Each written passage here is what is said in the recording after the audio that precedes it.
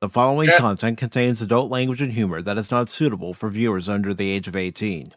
Viewer discretion is strongly advised. The views and opinions expressed during the following video content are those of the individual and may not reflect those of others. Thank you. Cash show up yet? Where's Cash Money?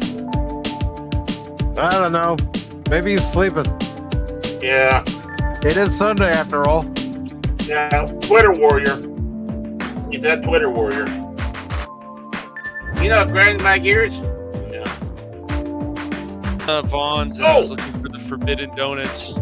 And they said, hey, have you heard of this guy Baron? And they're like, no. And I'm like, yeah, me either.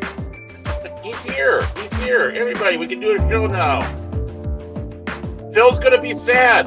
Cash is here. We're going to do the show whether he's here, whether I'm here, whether you're here. That's right. Yeah, well, Pirate flag needs to be raised, then it will be raised. Well, you know me. I show up only when I feel like it. I'm not that reliable. Right. I just don't want to be talked about. Good morning, good afternoon, good evening, and welcome one and all to this edition of Pacific414 Pop Talk here on this Sunday, streaming to you live from the Pacific414 YouTube channel, the Pacific414 Rumble channel, the Pacific414 Twitter channel, along with Baron Armentag's Facebook and YouTube page, and also the Phantom Hooligans. And speaking of Cash and Baron, they're here with me as we will be talking about a few stories this Sunday afternoon or Sunday morning or Sunday evening, depending on where you're located in the world. Or it could be Monday already. No! Yes, Baron. Yes. I think for Jace it is Monday now. Yes. But Tuesday. For today, we will be talking about an article from comicbook.com. Helldivers 2 players get to decide which new stratagem gets added to the game. We will also talk about Tomb Raider 1 through 3 Remastered undoes inadvertent censorship. Which will then... Go ahead, Baron. Go ahead. I just said inadvertent. Ha ha ha. Yeah. I just laughed at that joke. That'll lead into an article from Bounty in the Comics where the director of Stellar Blade, come on, Mike, speak. I know it's Sunday morning, but speak. Blade? Responds to the patch and the changes to the updated design for the holiday rabbit outfit and is claiming that it was always intended. I don't know about you guys, but I don't quite buy it. But what I will say from my own gameplay experience playing the game on Friday, I'm liking the game so far. Too bad you got all the volumes control for Beverly Hills 414 because I was going to play George Carlin for that last one. So, but I'll do it now. I call bullshit. There we go. That works too. And then we'll read an article from Variety, and it says Harvey Weinstein's 2020 conviction overturned by New York Appeals Court. We'll find out the details as to why that was done. And on Thursday, Robosun announced its first auto-transforming Decepticon. None other than Megatron, leader of all Decepticons.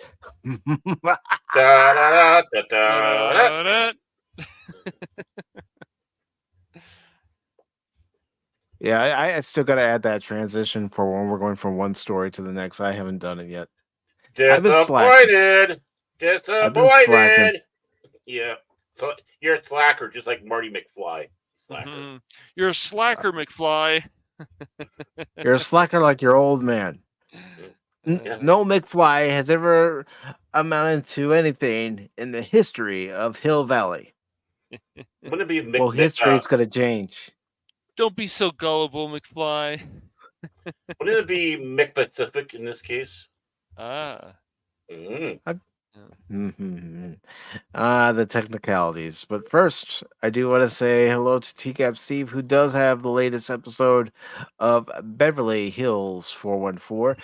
What sort of weird, crazy shenanigans does Steve have us in this time? I don't know. We'll find out together. Yes, we will. I need to And let's talk see to my who else agent. has popped in. We have everybody's favorite penguin besides Besides Punkwaddle. Yep. Low spec Two Linux penguins laptop. enter. One penguin leaves. 2 penguins enter. 1 penguin One penguin leaves. Yep. Mhm. So let me cue up the music and we'll get underway with this latest story. And Baron, would you mind reading today's latest episode? Oh, you want me to read today? My docile tones. Should I do it like NPR and see? Okay. Oh, whenever you're ready. Oh, listen to that. Who was the genius to come up with that song? I tell you, they need an award. Big time award. They need to have the. No, I need a Tubi. I need a daytime Tubi. There we Tubi. go. The Tubi Awards. Yes, how's that stuff? So just sit back and say that previously on Beverly Hills 414, Mike had finally managed to dodge baggage trains of people, to 3 carts, and several rampant children. The Pepsi guy with his pallet jack and get out of the dry food sections. Oh, that's right. You were in the dry food section. Yeah, I have meat there. Remember, I was going into the grocery store. I was trying to get other cookies besides the Girl Scout cookies that the Girl Scout Cookie Ninjas were selling. Right, exactly. I mean, sometimes we need to have a recap, on the previous episode. Okay, well, kind of this is what we're doing. He had a little problem moving through the beer and wine area, as I do too. I mean, there we go. You always get stuck there, man. What the heck? Yeah. I mean, my liver hates me for it, but it still begs me. It's like it taunts me. It taunts me, my liver. Okay. Yeah. But he had a little problem moving through the beer and wine area when he got stuck behind a rather nice backside who was heading towards him, towards the greeting cards. But he had made it. Meat. Oh. Yeah, I like that there. Now I got to move back up to the proper comments because I turned on the volume. He felt there should be a heavenly chorus and bright lights overhead as he stood there. Ribeyes, bacon, T-bones, pork chops, bacon, chuck steaks, chicken. Did we mention bacon? Yes. Even slabs of ham, spare ribs with barbecue sauce, Sweet Baby Ink, racks of lamb, and giant sausages. It was a vegan's hell. It was all he could do to avoid just dumping armloads into his cart. Kind of like Supermarket Sweep, if you remember that show. It's like they go for those big logs of salami. Salami, big logs. Calm down, Mike. You only have so much space to store meat. Okay. Phrasing. Yeah. Your wording, your phrasing on this TGAP. I might have to have a talk with you. Yeah. You know what? I think we need to get that Archer clip of Archer going phrasing, and you still have to make it out the door and back home without being ambushed by the Cookie Ninjas. Best pick the best cuts, and of course, bacon naturally. His major indulgence was he bought a dinner for 2 with bacon wrapped steak, sausage nibblers, and some sides of all in one box. If he was lucky, he could have someone at, or maybe after, dinner. Ooh. Sorry, a little Married with Children sitcom audience action. Baron wished that Baron wished that the loaner car could drive above the speed of smell because If it was a little faster, perhaps the scent of all the prior occupants would blow out the windows Wait, rather than linger. come, Wow. what the fuck? All right. So the dealership never sprays the inside with some Oh, new yeah. car scent. You get in the car. Oh, you like that smell? Yeah, it smells like bacon. I'm ready to go. Bacon. Well, I wouldn't mind if it smelled like that bacon. New bacon That smell, new right, bacon Cass? New bacon smell. You need that. I'd buy a car just off of that. Even if it's an 87 Yugo. I go in there. Oh, it smells like bacon. Sold. Bacon. Sold. Bacon. But, I'm thinking it's more like smell of body odor. Yeah. BO. Oh, Yeah, man, yeah. And you got to remember, Jace is with me, so who knows? I mean, love you, Jace. Anime Jace was directing him to go where to go. Turn here. Go there. Eat. It was just like a Sunday driver with the XXXXX X? miss. Oh. Yeah. Well, how does he know how many ex-wives I have? And let's see, 1, 2, 3, 4. Yes, 5. It's 7. 7 ex-wives. Seven ex-wives. Yeah, that's why I'm living in a van down by the river. Ah, yes. Here, I thought you were Mormon. Well, then they wouldn't be exes. But can you imagine a Mormon divorce? Ooh, boy, all the way down to the cursing. She was a firecracker. Beep! Stop! Beep! Beep! Beep! Beep! Anime J said, after which broke Baron out of his remembering just how wild she got after those Sunday drives, and the car stopped. Baron knew this part of town. It used to be called Chinatown, till it was bought by Mexican cartels, who were in turn bought out by a Japanese interest. Poquito Asia Berg. What? Where's this going, Steve? Steve, I ask you that every every Hill week, 414 now. man. Well, where's Does this it- going? I'm I with don't Mike. know. Where is this going? Is that where they have basically, let's see, so they have taco, wonton, sushi. Is that what you trying to sit back and say that's their big specialty? I don't know. So, are you going to tell me what the dire emergency is? Baron asked, and Anime Jace got out of the car and moved to a tea stall. Prince! Hey, Prince! Beep, beep, Prince! He called out at the occupant. Is he dead? Baron asked again with a lump of person grunt. When the lump of person grunted and snored loudly to rattle the window. No! Beep, Hey, beep, beep! it's Chris Maddox. He's sleeping. Yeah. Let him sleep, just- okay? Is just sleeping, Anime Jason. And you know why, Baron? They are back. Baron stopped and looked at the look on Anime Jace had, and he knew precisely who the man was talking about. No way. They can't be. Anime Jace just gave a more pointed look. Beep! Was all Baron replied. Now I'm taking after Jace. Meanwhile, Crypto pulled off the road and into a parking lot. His foul mood hadn't abated, and he knew if he kept driving, he was likely to drive into something that would damage the car. Well, Wasn't he always? if Crypto's in a bad mood, I guess, but you got rules of the road, man. Well, isn't he always in a bad mood? I mean, really, honestly, every time we start out, You know what really grinds my gears? honestly, we got to be honest. We really do. The guy's dark and mysterious. It says so in the song. Right, dark and mysterious. Mm-hmm. Yet another expense was something he didn't really need right now. He might have to open that second money bin. Not on top of every bit of nickel and dime he'd been bled out today. He inhaled deeply when his phone rang once again. What?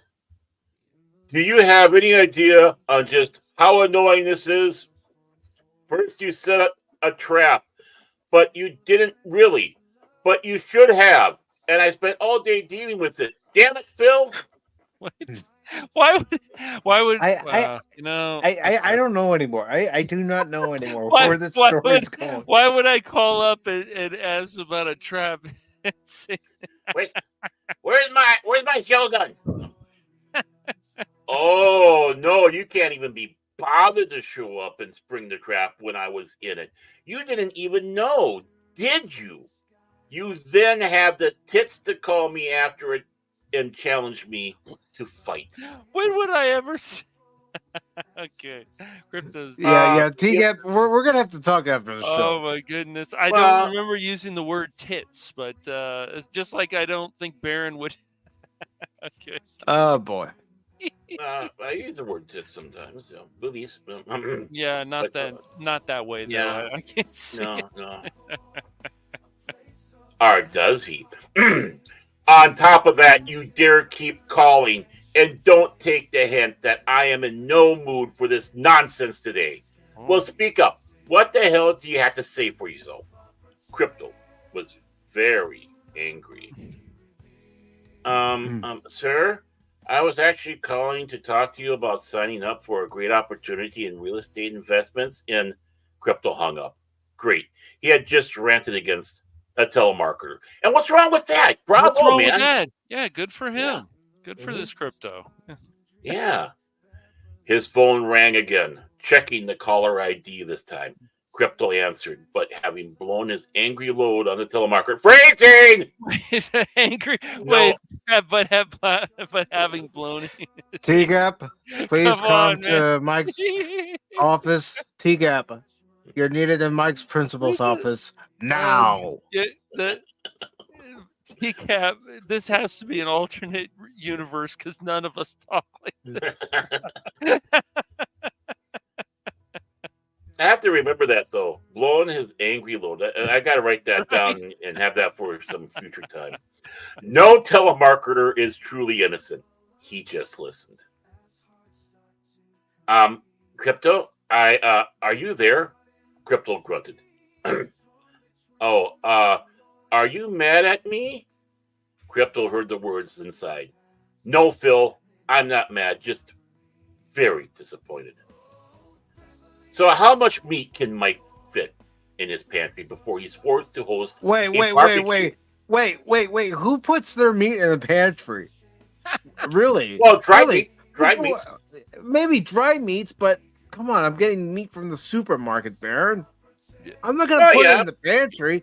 I'm either gonna put it in the fridge because I'm gonna cook it either that day or the next day, or I'm gonna put it in the freezer. That's right. What about your meat locker that you got? I mean, there you go. I don't have a meat locker.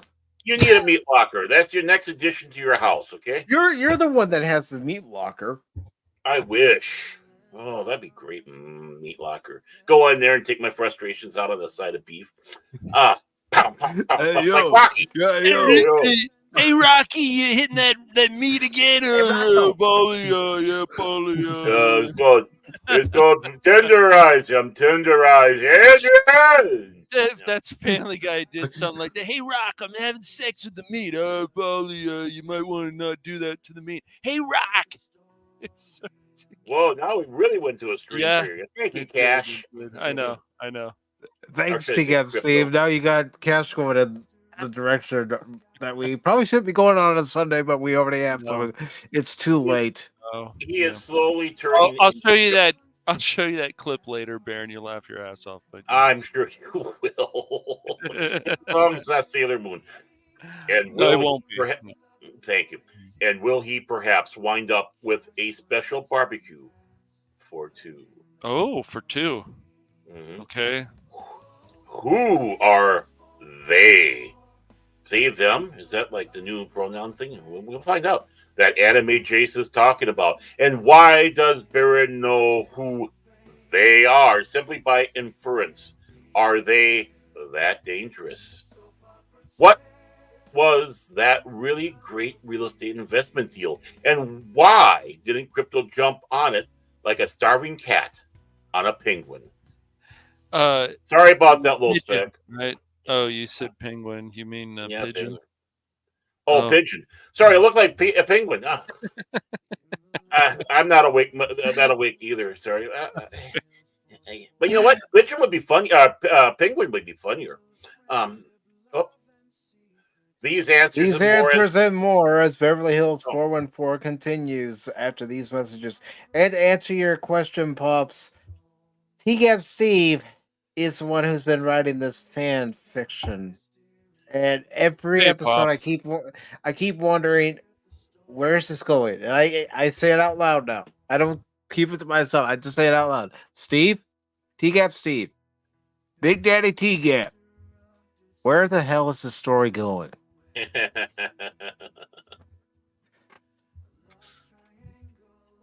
I mean, But I hope speaking- I hope he's keeping this in a Word document or something, because really, honestly, this should be published almost on one of our pages.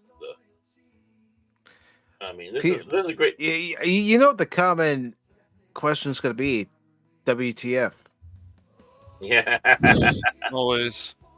Hey, can you imagine us turning? And we should get crit. We should turn this into an animated thing, and and then put it on the. While the orca is swimming. Mm-hmm. Pop Talk heals and saves. Well, that's according to this man, Crit. 3 blind mice. Come see these dum-dums run. Yeah. Okay. Yeah. You know what? Where's my crackers? Phil. Phil. You know what? Yeah, well, that's just like your opinion, man. Mm-hmm. Yeah, man.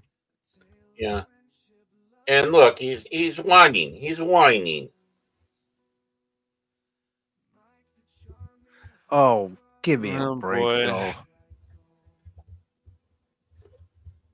And then when we ask, hey, you want to play with us? I'm not going to play with you guys. Okay, that's Because he has the game, doesn't he? And he doesn't want to play. It's like, okay, He has the game, but we've offered to have him join, but no.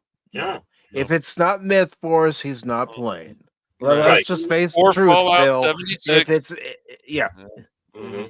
if it's not either one of those games, you're not playing. Or even Among Us on those rare occasions, which we need to do again sometime. He does play that. He has played that. Yeah. Phil McCracken. Phil McCracken's an elitist. Yeah, he is. He's an elitist. Well, he's from Delaware. What do you expect? Mm-hmm.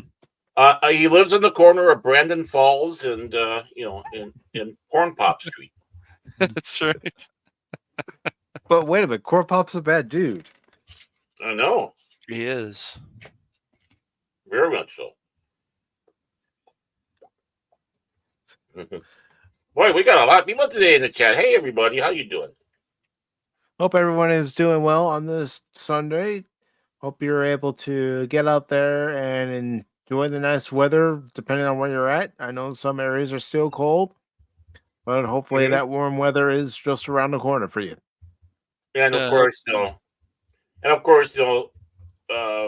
keeping in thoughts and all that, people in Nebraska and Iowa that are getting hit hard with those freaking tornadoes. Mm-hmm. When I saw the other day, I saw that the town of Elkhorn was flattened in that concern, because I thought that was at first Elkhorn, Iowa, a town that I used to do some Viking Age reenactment at, and they have this little Viking house and all that.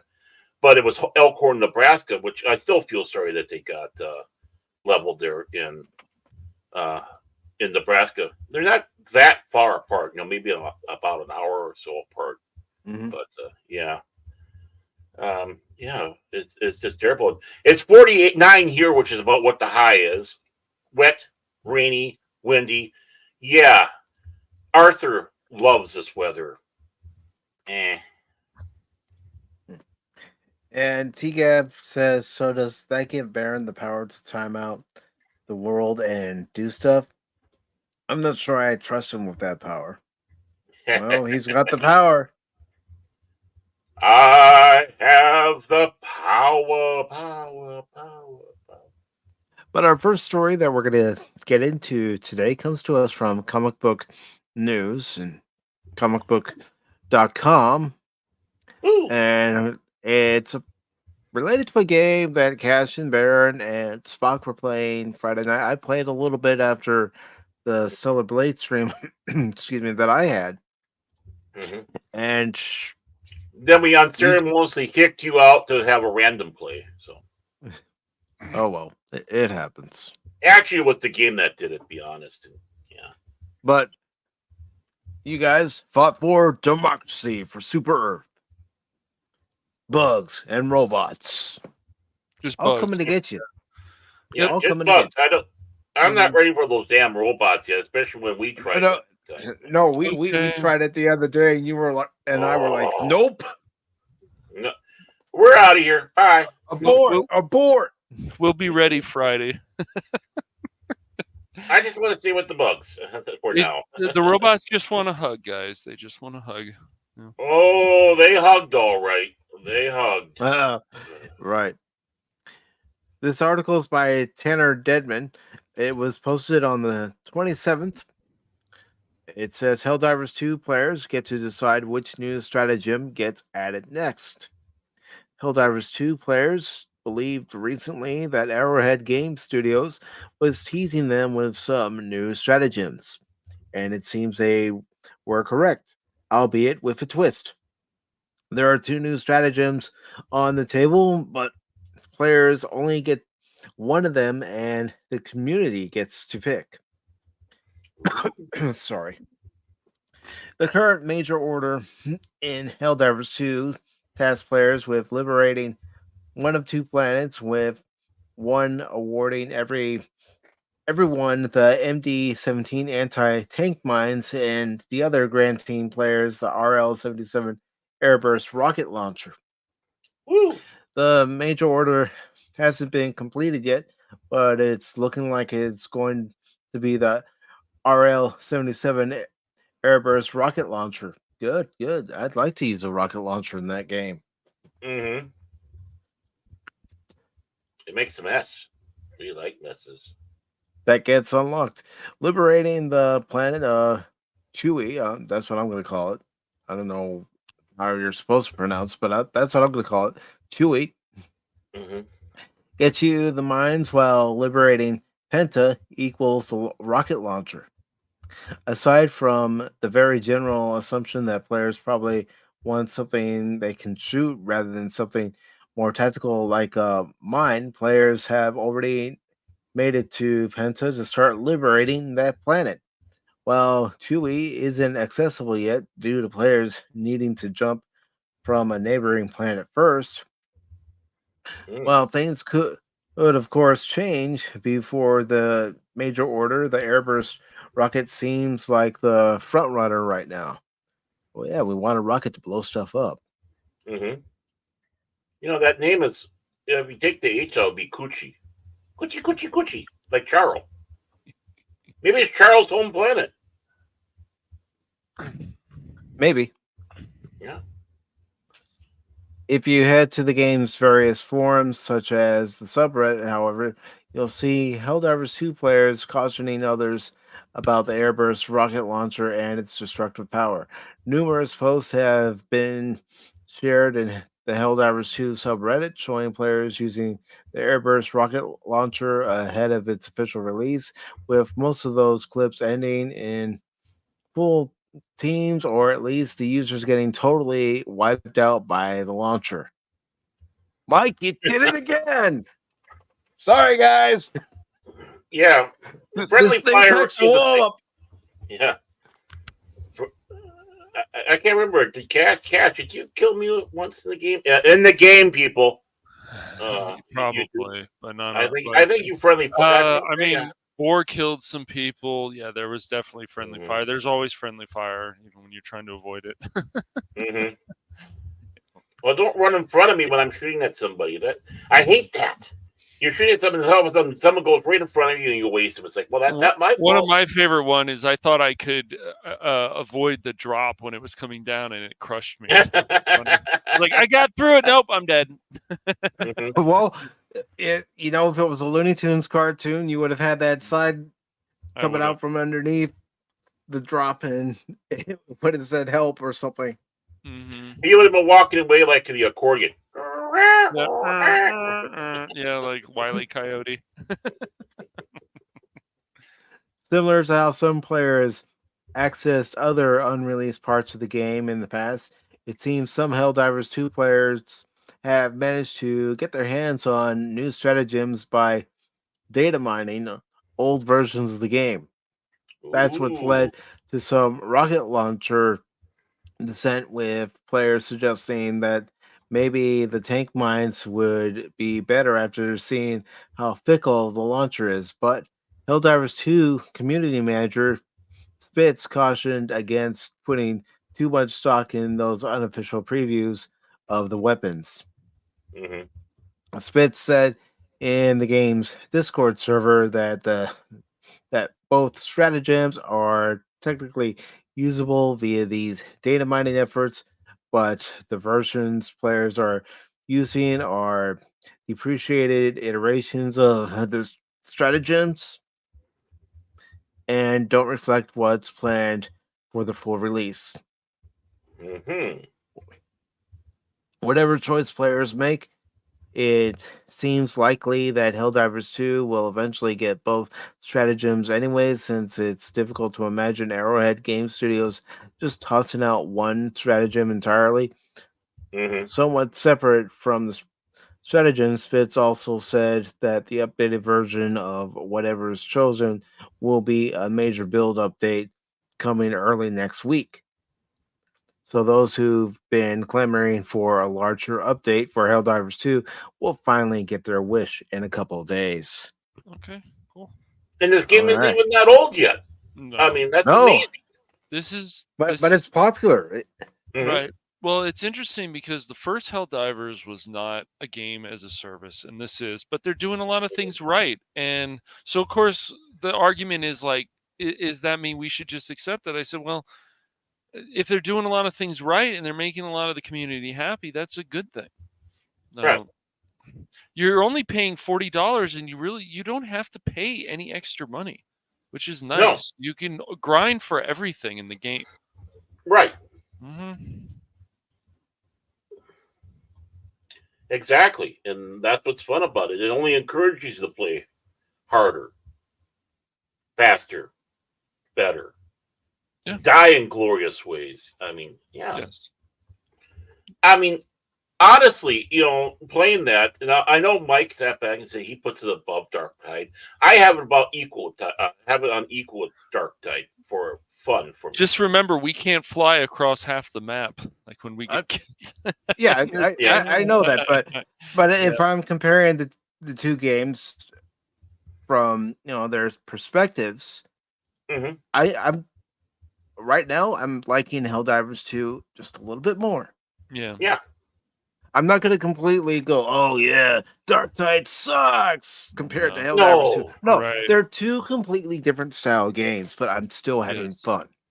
Right. That's what's important. Controls in the game have to be tight, meaning they have to be responsive, and overall it has to be fun. Right. And the concept is different. Dark Tide, you're basically underground. It's like a dungeon type crawl, while you're on planet with this one. What was you said about Cash, about how it looks prettier than Starfield, the planet? Yeah, well, Mhm. it's just like when you play stuff like Fallout. Okay, I'm around an area. I want to see nice detail. I don't see. Yeah. I'm on a ship. I want to see cool detail. Even stuff like what was it, Skywalker Saga? Just like the levels look nice around the Lego Skywalker Saga, the Star Wars one, but like they're still empty. They should have more detail around them. I think that would be Mhm. cool. I What mean, even we've seen ships. Look, we talk about Star Trek. We talk about who doesn't want to. I think a lot of people like seeing that detail on anything. Right. was it Yeah. Blue the other night who said in your chat when we were playing Friday night that Star Wars needed a game like Helldivers? Yeah. Yeah, he did. He did. Mhm. Mhm. He Uh, did say that. I agree. It would have worked. It would have worked, but Mhm. you Yeah, know it's not it going to would. happen now. No, No, it would Mm-mm. work. I mean, the best thing we should get, of course, if they're smart, which and they want to make easy money, is just build on whatever the classic Battlefront 2 is and make a 3 like they were going to, and just with Mhm. newer graphics like they've done with the other Battlefront games, and just go with that, and make the AI pretty smart like the other ones, and build from there. And game as a service, yeah, $40 game right there. Mhm. Unlock this, unlock that. Yeah, of Star Wars, sure. Weapons, yeah. Yeah, and I'd say keep it era specific because I hate seeing where you Mhm. have a clone trooper, then you got sequel trilogy stuff running around. No, no, no. Right, I, right. I don't want to Yeah, see any sequel trilogy. prequels and OT, right? Just like Right, before, right. yeah. Mhm. And if they want to have a the new sequel trilogy stuff again, keep it. You don't have to go in that uh, server or whatever to play it. Yep. And that's all I have to sit back and say because I'm not interested in that part. But yeah, it kind of drives me crazy when you're playing like the new Battlefront stuff, and it's so anachronistic to, you have Kylo Ren battling Grievous, or I mean, Well, I'm just yeah, going out of my head, but it's just like here, like just give us more. I think it's just always we've had more, so we yeah, should always get more. And more as in, things that are obviously reasonable. They don't have to go insane, but yeah, I right, mean, you should have so many heroes and villains in Battlefront 2 that it should make your head spin. yeah, From if you're gonna put all the sequel stuff in there, put all the prequel stuff, all these different characters, even characters that were not seen much. It's like, oh, cool, a new Jedi. Like, I don't know much about this guy. Let me look him up, or this mhm, female, or whatever. Yeah, I mean, they just a whole list of characters. But once again, that game started as like more of a gambling thing, and then they had to fix it, yeah, and hmm it's just it's still not the classics, man. I mean, that's why they're the classics. I mean, you could play that same map with AI, and they're pretty smart. They go right to the control point. They're defending it, and it's like that's how it should always be. And even the hmm collection that came out, even though they have a patch, and I'm glad they're patching and fixing things, it's like it's still yeah. not as good as the modded version of Battlefront 2 that people enjoyed. Well, So, yeah, and they also put it out there that there's less than 100 people playing the online for oof. the remaster. Basically, it's a dead game. I mean, Mhm, anyone was hoping that'd be effects and such. Well, it's dead. They're not going to get people coming back. mhm, They made people mad. The only complaint I have with Helldivers is a little bit of the same, as the Battlefront 2, mhm. 1 2, with the server, because it seems like they didn't realize how popular this game is. And Right. when we start going to the quote unquote busy times, like when I was playing earlier in the day, no problem, boom, everything. When it comes to when you get to the evening and people are home and the gamers are out, the servers, it takes a while. It takes a while. Yeah. So, Yeah. It's and that's my they're only gonna have to complaint. work on that. Yeah, I Yeah, think that. and I'm sure they are. I'm sure they Mm, are. I think they're just they're just hugely surprised. It's one of those where we rather build up than have to take away type of thing, yeah. because Were then it you means it wasn't popular. were you just doing solo queue then for that, or were you playing with some Uh, randoms? I was playing with, I find, yeah, I'd be by myself, but I'd join in some of the battles that they have there. With the randoms on there, and of course watch them play like dwarves and run ahead of everybody else. And it's like, wait, guys. Yeah. But Yeah, well, they definitely give you a more freedom than in Vermintide, because you're kind of yeah, closed in. You can only go certain hmm places, but you got right. more freedom. You can be surrounded by the bugs and the robots, though. Oh, Mhm. really? I didn't notice that. Didn't notice that at all. But it's nice you have that you can dodge and so on, which is Right. pretty. It does help. You So. know, basically, all I gotta sit back and say to that cache is, Mhm. "Well, I hate this. I hate this." The hell you say? Right. Yeah. Okay. It's yeah. No, it's a fun game. I'm gonna do some solo queuing myself. Yeah. Oh yeah, I want to get up a little bit so I can get some neat stuff. Wow. The cosmetics, and that's what's nice. Again, like you said, you grind in there, you can get the cosmetics. And then we can play offline and then before Mhm. Friday and all kinds of stuff. I mean, the game is fun. It just needs to keep Mhm. going in the right direction and should keep I making think a lot of money. Yeah. I think they are. I think Mhm. they're being incredibly smart, and bless them for it. Honestly, bless them, especially in this age where you got BS artists doing games. Yeah. Okay. Well, guess what? I get to read the next story, folks. Ooh. How's that sound? Well, I'll add to it if you need me to, Baron. So You are going to add to it. You're not Okay. getting out of this. You're not getting out of this at all. You're not the only one reading, you bastard. I know Yeah. your games. We're going to Niche Gamers, folks. Yep. Are they pretty good? Yeah, they are. They Okay. a few years ago they ran into some problems because they were doing some plagiarism, which they shouldn't have. But they they got themselves in some trouble in that. The thing that I hate about Niche Gamer is they closed off the comment. It's like, oh well, Oh yeah. become a subscriber and now you have to pay $1 a month. It's like, you know what, guys, I don't mind your articles, but Mhm.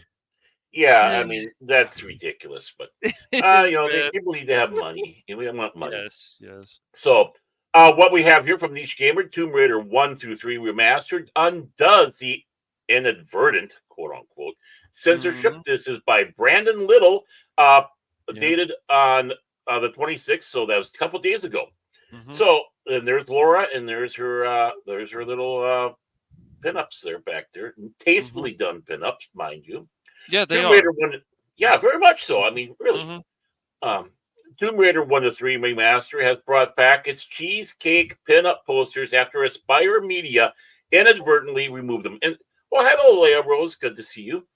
And of course, again, it's Aspire, Hello, the same Leia. ones that we had the big problem with the Yes, they're the same ones, and they're doing things better now. It's funny. It takes a backlash for people to say, oh, well, hold on a minute.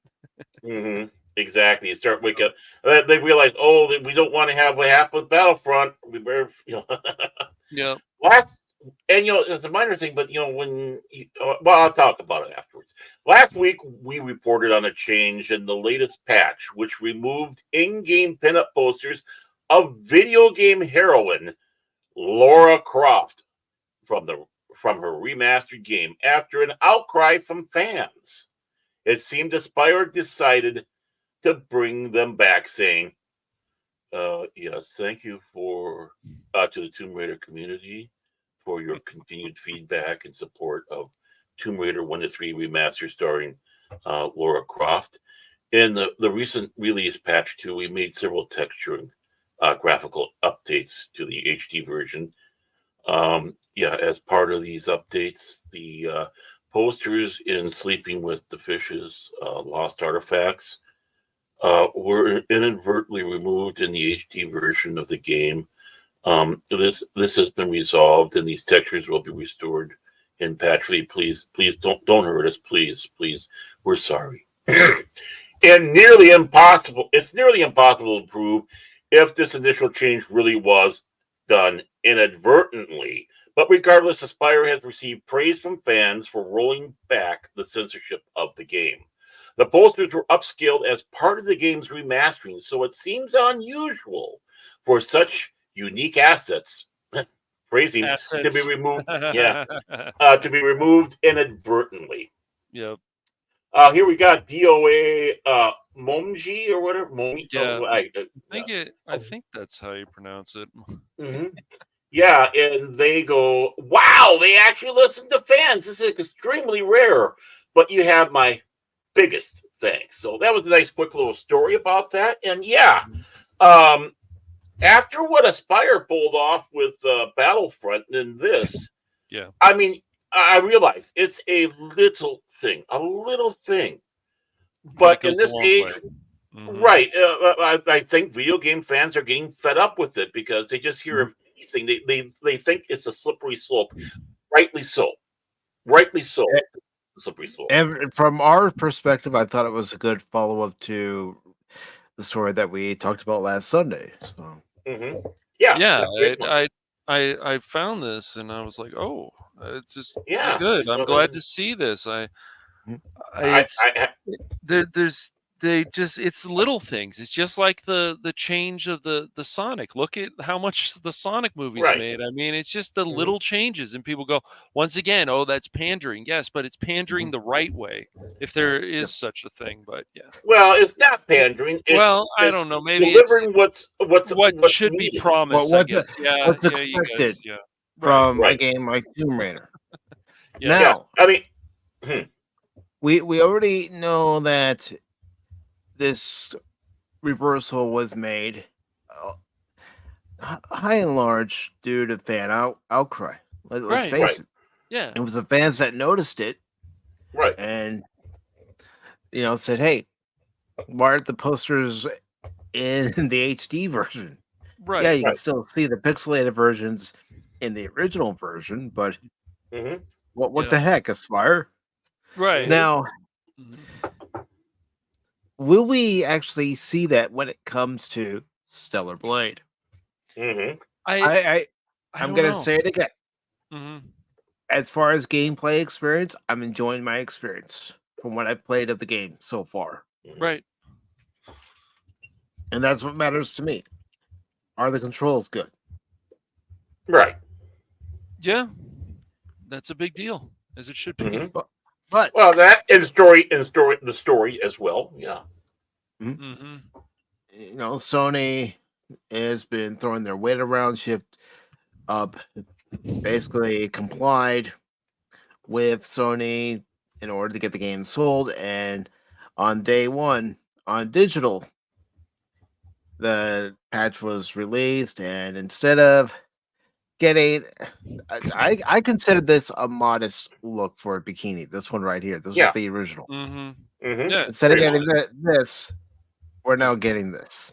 Hmm. Mm-hmm. Really, And- I mean, when and- you compare the two, Hmm. why even bother adding this to the bikini? Why? Well, it's just the same We- thing we- with the Tifa thing, man. The we've sports seen, bra. Okay. Yeah. I know, but Mhm. we've seen people in the 70s wearing bikinis like that. 80s wearing bikinis Of course. like this one here. Yes. One piece bathing suits like this one here. Yeah. Yeah. Farrah Fawcett. Mm. She wore a bathing suit like this. I Mhm. know because my dad had a poster of her in the Yeah, garage. she did. Yeah. Yeah. The one of the 20th century iconic posters. Yes. Hmm. Yep. Yes. She did. Mm-hmm. And even when you And look let's not at forget both Derek and Ken. Mhm. Or no, yeah, Yeah. running along on the beach wearing a bathing suit similar to that. what's the big deal? And yeah, if you want to blame Shift Up, blame Shift Up. But I'm looking squarely at Sony Mm-hmm. because Sony is the one that said, "Well, if you don't do it, we're not going to release this game out to the masses." Now, the way I understand it, if you have a physical copy and you don't have it connected to the internet, then your game won't be affected because it can't receive the update. Mm-hmm. Unfortunately for me, I elected not to pre-order the game, the physical copy. I instead went with the digital copy after not being able to find a physical copy at my two stores. Mm-hmm. And I'm sure that update's in there. Most positive, 100%. And we'll be getting this. But what I'm more concerned about is the gameplay. Will I still continue to have a good gameplay experience? Mhm. I'm hoping I do. I hope you do, man. Yeah. I hope you do. It's so funny to me, and I reading some of the comments and not replying to them because it's like you don't want to get into this. Really, you know what's going to happen, but with situations We like know this, you. people. Yeah, I did not. I couldn't push myself to do it. But when people are calling other people incels and this is what you're upset about, go touch some grass. Once again, when something censors something that they like, let's see how they respond to it. Let's see how they respond.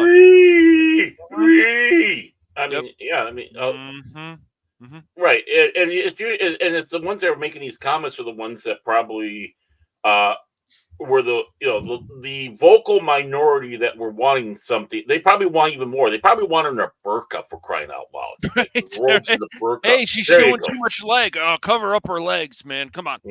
Yeah. Yeah.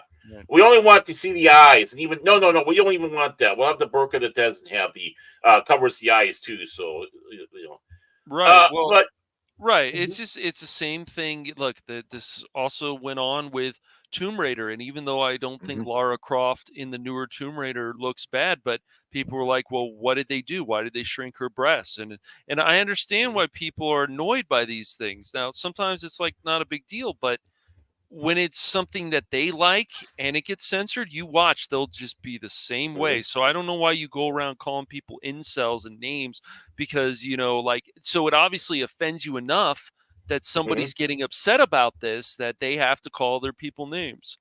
Yeah. Well, that's why fans need to push back. If you That's want right. the quote unquote uncensored version of Stellar Blade where nothing's been covered up, where you get this instead of this, then you got to push back. Not just against Shift Up, but you also have to push back, especially against Sony. Yeah. Sony. Yeah, you just have to. And when they promise, this goes with any company, when they promise that something is going to be completely uncensored, it needs to be uncensored. Well, I mean, again, like I said, they think this, and rightly so. We start thinking this is a slippery slope. What will be the next thing that gets censored in the game? Again, because and it keeps on going and going. So the next patch, we decide, we're gonna, we're going to even make it more modest because it's sexualization of women or whatever BS they want to sit back and say. But whatever with men, and this is what the argument is with men, they can be oiled up and whatever and ready to fight and stuff.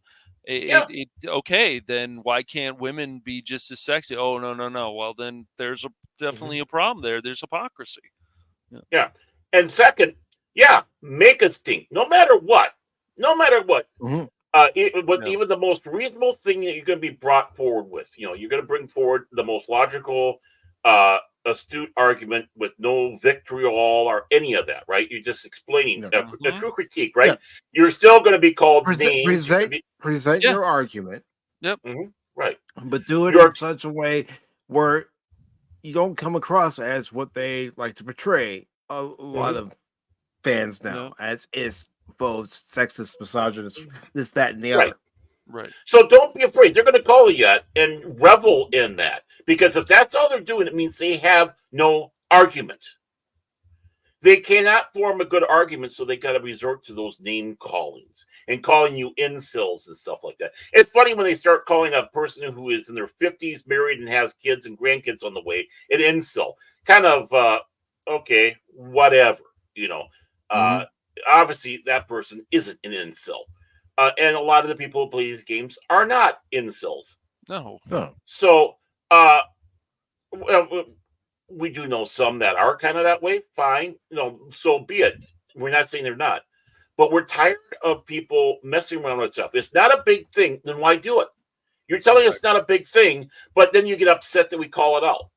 Well, then obviously it must be a big thing. Then it's a big thing. I mean, during my stream, at no point do you hear me go, "Oh my God, look at her ass! Oh my God, look at she's running!" I just, right. Well, that's me. I love when it does that. I wasn't doing that. Yes, I mean, I was looking at the. I'm not gonna lie and say I wasn't looking at the visuals. Of course, I was looking at the visuals because everything that happens on screen, you got to pay attention to what's going on. Yeah, but as I said, I was pleasantly surprised that the controls were better in the full version than they were in the demo. And controls in the game matter to me more than graphics anymore. Yeah. And some of the games that are old, have great controls, great story, and still great graphics. Mhm. Mad Max. Yeah, it has But- solid graphics. I agree. Yeah. Mhm. I mean, yeah, I know I joke about it when I saw babies and such like that. I mean, that's a joke, people out there, when I do all that stuff. But yeah, I mean, it's honest. And when I'm playing a game, I like playing women characters. One, because I do believe in that we've always had strong female characters. So I'm given a choice. And besides, if course. I'm going to be looking at a butt through a whole game, I don't want to see a man's butt. I want to see a woman's butt. Okay. It's just me. I'm a guy. It's not because I'm an incel or whatever. It's just I like looking at beautiful women, beautiful representation of women, strong, powerful women, in which a lot of these games, let's face it, Lara Croft is. Yes, she is. This character in Stellar Blade obviously is. I mean, they can't be a shrinking violet. And look, Not when you're going against an occupying alien force. Right. So, here we are, guys that hate women, right? We hate women, but yet we flock to these games, and it's more than just the look. We enjoy the look, yes. But like we said, if we're playing a game, it's a female protagonist, we have no issues with it because there's no preaching, there's no nothing. It's like we're playing a game, and we appreciate it. And we always have. That's why Lara Croft is still popular. I mean, she started out in the 90s, for crying out loud. Yes. Remember when we didn't have female protagonists and we didn't like women? Right. She's the female version of more of like a Indiana Jones. Well, She's cool, but she's different. I can't still. think of the character's name off the top of my head, but she was in Perfect Dark. Mhm. Oh, Come on, Mike. can't think of her name. Dang it. Let me look it up. I can't help you on that one. Well, you also had the woman from No One Lives Forever, and you got this like 70s theme. She's a badass too. Mhm. You of course got Alex. So somebody in the chat, help me out. Who's the protagonist in Perfect Dark? I can see the character. I just can't. I can't. We have one of the What was smartest chats out there. folks. Help us. Wait. Was it Joanna Dark? Jonah, it's Joanna Dark. Yep. Mm-hmm. Mhm. Yep. And the big thing is, again, we like to joke around about these characters, right? Yes. Look at that giant vampire that everyone was going crazy over, and of course, Yeah, that memes was and stuff. ridiculous. But the thing is we're having fun with it. Right. The statements that are being made weren't, serious. It wasn't insult talk. In many ways, it's poking satirically at the fact that you have this 11-foot tall vampire woman and the impossibilities of everything involved in it. And then they start taking our jokes as serious because that's what they do. They take Yep. our Kate jokes. Archer. Yeah, she's a badass. Yep. No They one lives take her- forever. Mm-hmm. Yeah. Mm-hmm. And then they want to throw these jokes and look at what the stuff that we had for jokes or fan fiction they're putting into like Star Wars, Star Trek, and all that. It's like, no, these were jokes. These were fun. Quit making these were never meant to be serious. They don't know humor. They don't understand humor at all. When you play And no another one- game series that was Go popular ahead. for a time was Blood Rain, and that was a female Blood Rain. Yeah, it was an protagonist. attractive female redhead, if I remember. Yeah. Mm-hmm. Oh, that's But why you she- didn't like it, Cash. That's right. Sure. Mhm.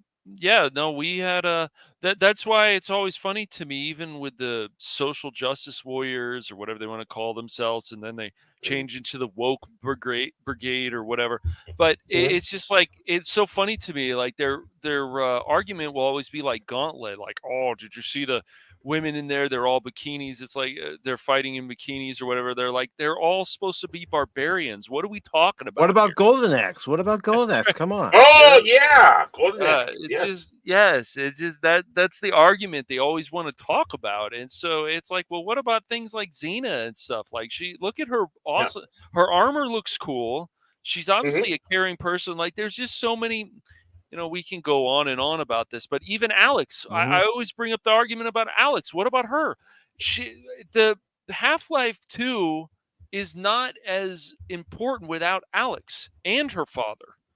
But especially Alex. Alex is a big help to Gordon, and she is very capable of surviving and she's got her own game, of course, now. That came out a few years ago. I mean, look at characters like Clementine, very capable in The Walking Dead.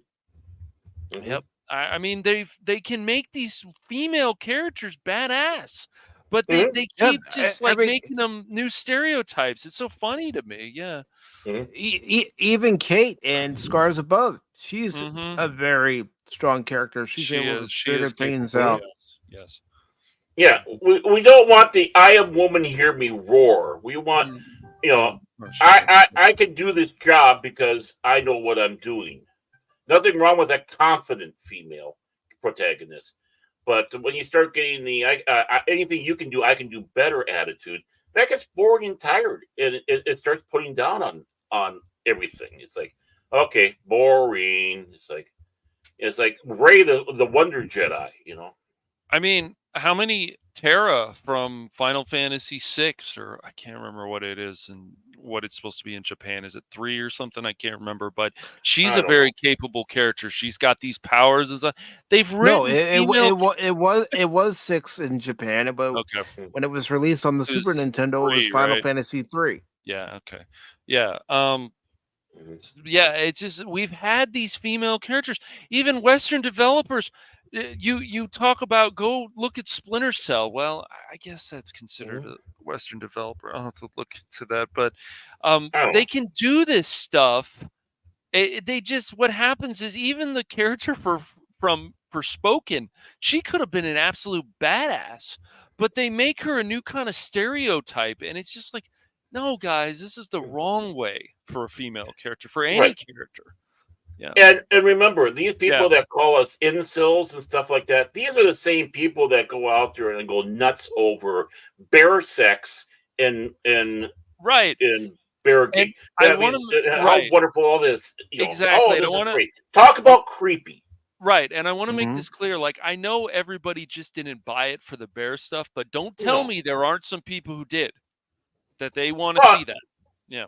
Well, we saw that reaction video of them when they showed it to that crowd, and all the blue-haired land whales, literally male and female, getting up, literally giving a standing ovation, going nuts over it. It's like, oh, really?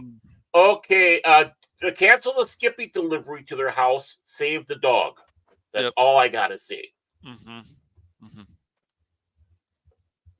Yep, I know. Right. I've never seen a dog want to go voluntarily to the pet hospital to be euthanized because of these people grabbing the Skippy jar. Yep. Right. But really, I mean, again, you say this about us, and then you take a look at what they're. This is perfectly fine. It's like the meme where the dog is sitting there and the world's around them on fire. It's perfectly fine. Right. Well, they're hypocrites. It's the same thing that they've done to Mary Jane and Spider-Man 2, and people, it doesn't matter. It's like, well, the reason a number of people feel it matters is because Mary Jane is supposed to be a very attractive woman, and when you change your jaw like that, what are you doing, man? Well, when you start changing the characters to meet the quote-unquote dev, own personality. I want to make them like me. I'm in a wheelchair, and I'm non-binary, and whatever it is that one dingbat was going to put herself in as a female Spider-Man in a wheelchair with with pronouns and all that. It's like, no, you that's not it. You just don't know how to do this, folks. All right. Well, I was born with cerebral palsy. That doesn't necessarily mean I want to see a character with cerebral palsy in a game. Well, they don't understand. I mean, go back to Transformers with is it? No, Chip wasn't the one to do it. Was it Chip? Chip was the one that was in the wheelchair. Okay, I did right. Okay, he was so much more than just his disability. This is but it's like what Anonymous has said. It's like I know they say they're talentless, but I think it's just more they just don't give a shit. They don't care about these things, and they should. They should. People would be if we saw another character like Chip. Hell yeah, man! So many people would be like, "This is awesome." I'm sure of it. They would be very happy to see that. Right. Exactly. He was a smart lad. Right. and that's just it. It shows that a true reality that we all have our talents and gifts in a certain area. Yes. I can't walk. I'm in a wheelchair, but I can do this. I know my limitations. I can't necessarily go out in the field and be this Rambo like hero. But the thing is support in this area is just as important, if not more important. If I can't get this information to the people or figure this out, people are going to die. It's so weird to me. It's like, yeah, I'm in a wheelchair. It's like, I don't care. Like, where is the character saying, I don't care what you think? This is who I am. And if you don't like it, buzzer off. Like, they can't do that with somebody who's disabled. Sometimes they can. But usually with the writing, they're just, they seem to be afraid or scared to say that. No. Let's see more of that. Yeah. It's weird. Oh, people. you don't know what you want, Mike. Yeah, I do. Right. I'm an adult. Yeah. I know what I want. Mike, I'm your ally, Mike. You don't know what you're talking about. I'm here for. And that's my response to that. Help! Help! I'm being repressed! You did it to yourself. Honestly, you're absolutely right, though, Mike. That is one of the most annoying, obnoxious things to ever hear from somebody. I'm your ally. I'm a queer ally. I'm this ally. I'm an ally for this. No. When you get half a chance, you're just using these people. When you get half a chance, you're going to toss them to the next flavor of the month. It's just they forget about everything with these female characters. Even Life is Strange. Like, that game gets very dark, and the first one does, and it's like, okay, the main character, her friend, she's a lesbian, she's confused, and they explain to you why she's confused. But there's so many different aspects of the character. You're like, I don't care. That's the whole thing. We don't care if these characters are trans or gay or whatever they are, but can you make them so much more interesting than that? Right. That Unfortunately, they can't. They're incapable of making these characters won't do it. Interesting beyond the label they want to put on them. Yep. Well, I mean, as it goes with me, I'm going to surprise everybody. Yeah, I had a problem with the trans character in Fallout. Not that the character was in there, right? But it's like, what the hell is this person doing in the Brotherhood of Steel? Brotherhood. They would, right. they would not accept. In fact, more likely, they probably would have crushed her head, right? Yes. But if you have this character in a vault, like Vault 4, right? Or someplace like that. Now that's believable. Okay, I can see it now. Okay, I will give a pass. But again, you're throwing something in there and then not even having it in a believable situation. Yep. So I suppose people would say, "Oh, he's going to unload the fact they had a trans character in there." No, I'm unloading the fact that you did it wrong. Right. Put them in the wrong place. It doesn't make sense. It's the same with. Yeah, go ahead. And they didn't focus on it. Thankfully they didn't focus on it.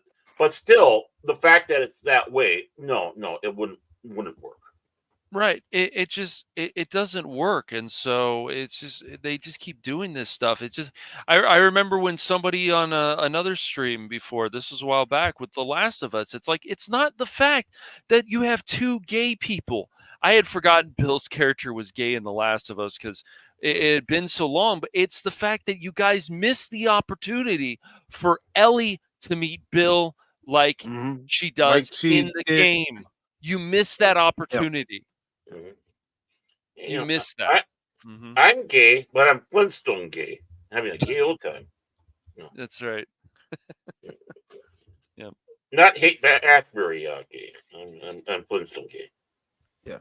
Yeah, so remember that word came from. So getting into this article from Spencer Bakuli, it was posted on Friday, which was also the release date of Stellar Blade for those who might not be in the know, but it says in a development that suggests we knew. In a development that suggests there truly are no heroes left in man, following the discovery that a patch censored the game's holiday rabbit outfit, Stellar Blade director Hung Tai Kim, and I apologize for butchering that, has claimed that he always intended for the updated, less risky version of the costume to be its final design. Well, why not include both? Mm-hmm. Because honestly, there's nothing risque about this. Mm-hmm. Nothing. It's pronounced he young, I guess. I just Okay. looked it up. Mhm. Well, him saying that statement, you almost want to be tempted to say, okay, blink once, blink 2 times in a row, you're fast. If you're being coerced into saying this, Mhm. give us you want to sit back and say that because that's kind of the case. Here's Yeah, a statement, you're going to make it. Right. You know, Sony is doing it. Mm-hmm.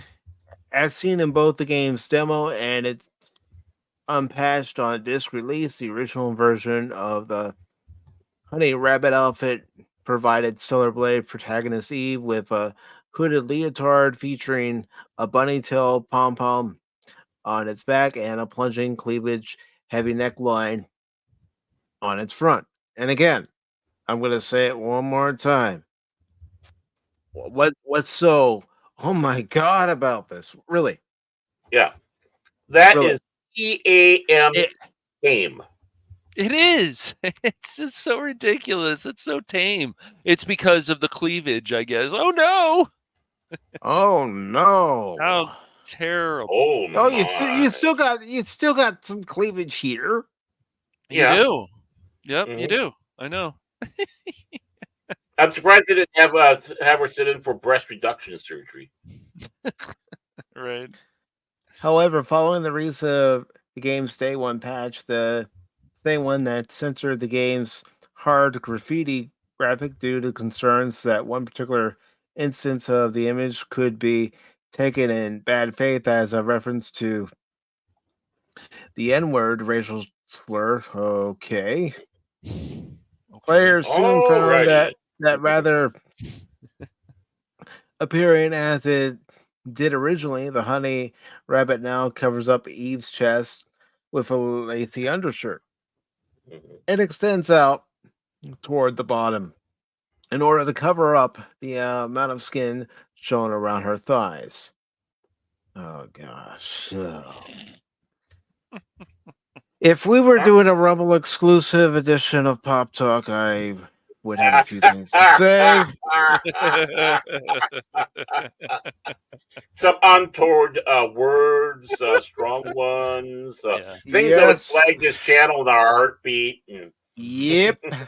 Yeah. Yep, but I'm going to be a good boy. I'm not going to overreact. Yeah. Unsurprisingly, go ahead, Baron. I was going to step back and say, these are the people that when Mapplethorpe back in the 80s, when the big thing was coming through with Mapplethorpe and his showing off his pictures, which, of course, great photograph taker, but they also were including basically pornographic pictures, a series of them coming through there that people didn't want to have access for kids to see.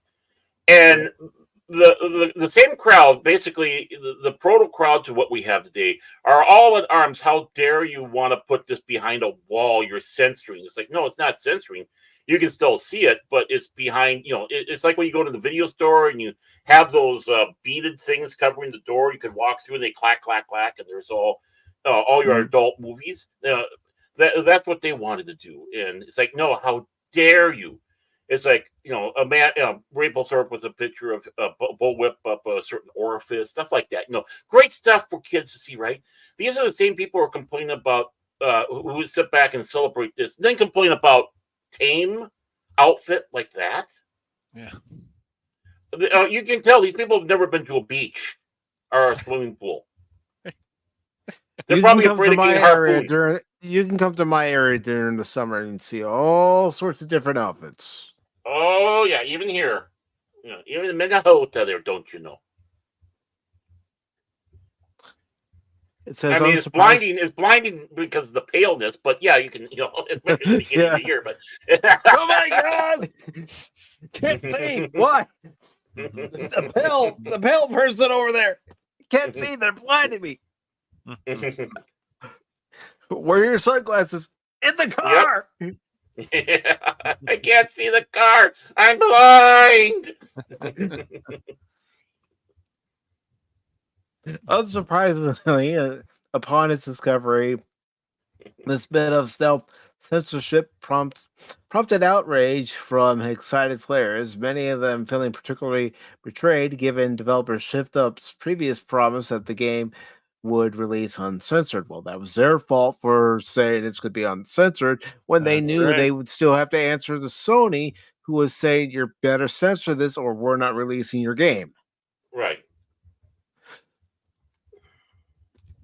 And why? To the Why Sony? Mhm. Yeah. To this end, one fan sought to take the issue directly to Kim himself.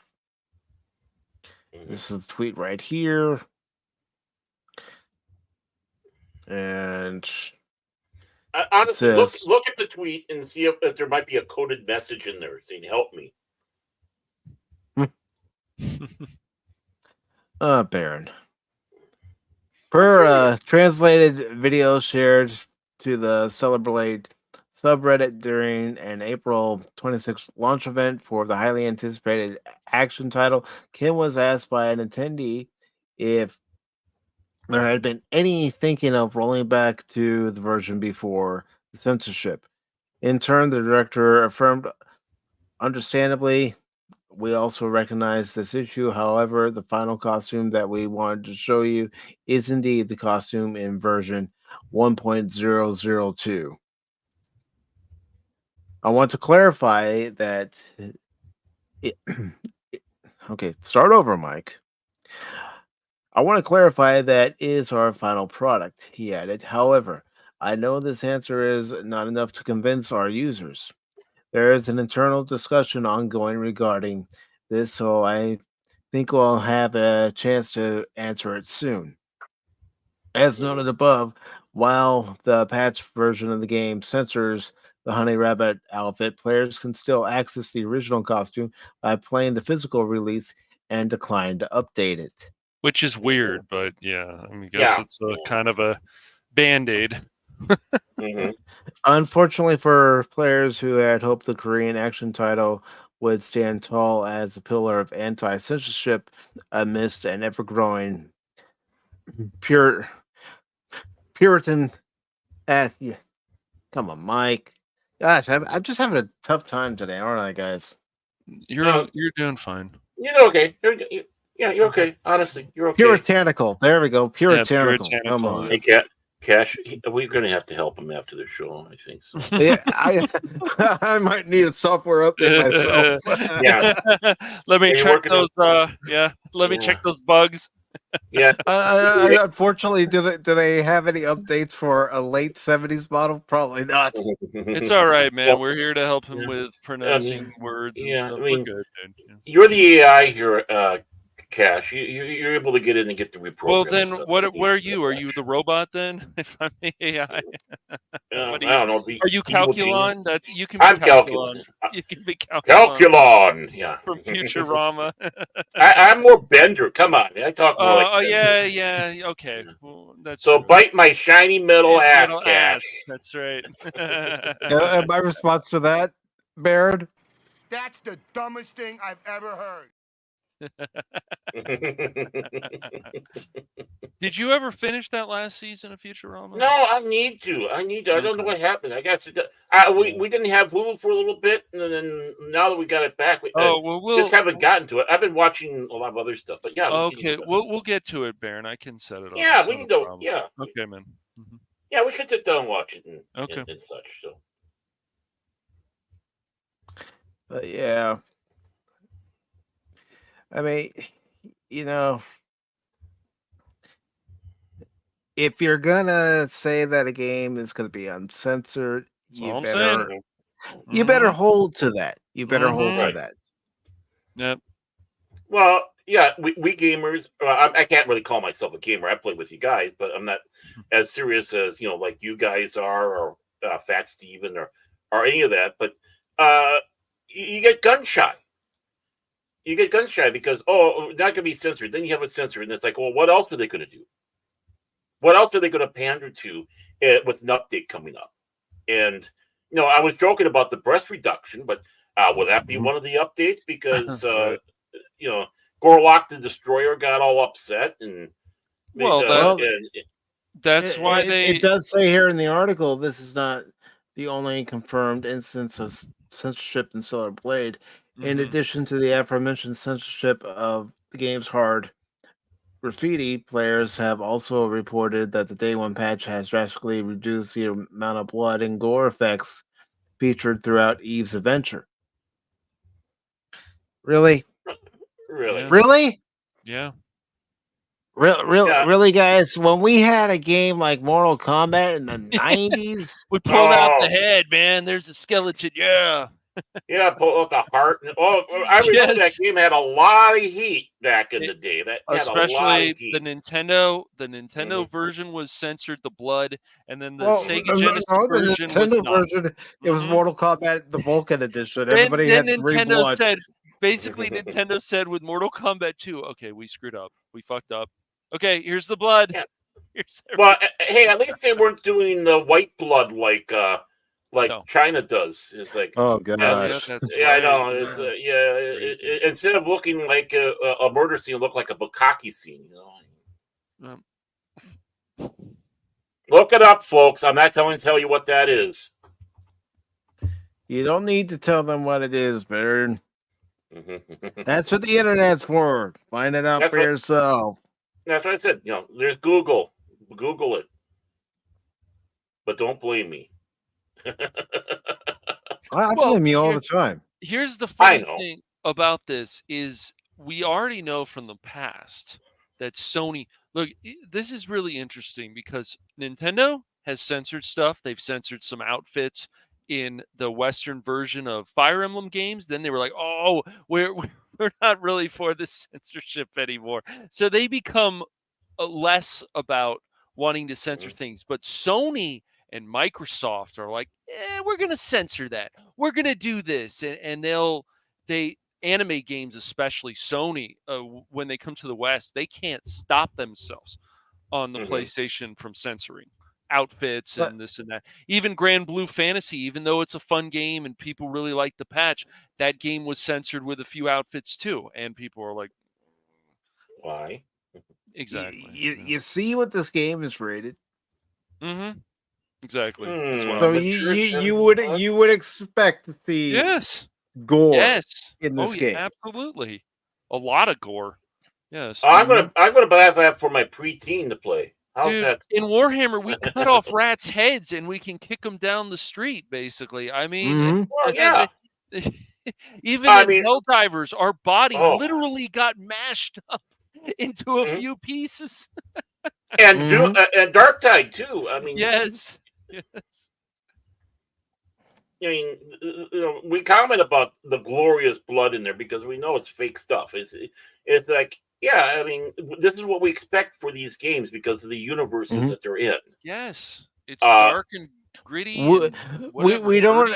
You know what we don't want to see from our characters in an M-rated game that's supposed to have blood and gore? We don't want to see where a character gets sliced and diced where glitter and rainbows come out of the enemy. We don't want to see that. Yeah.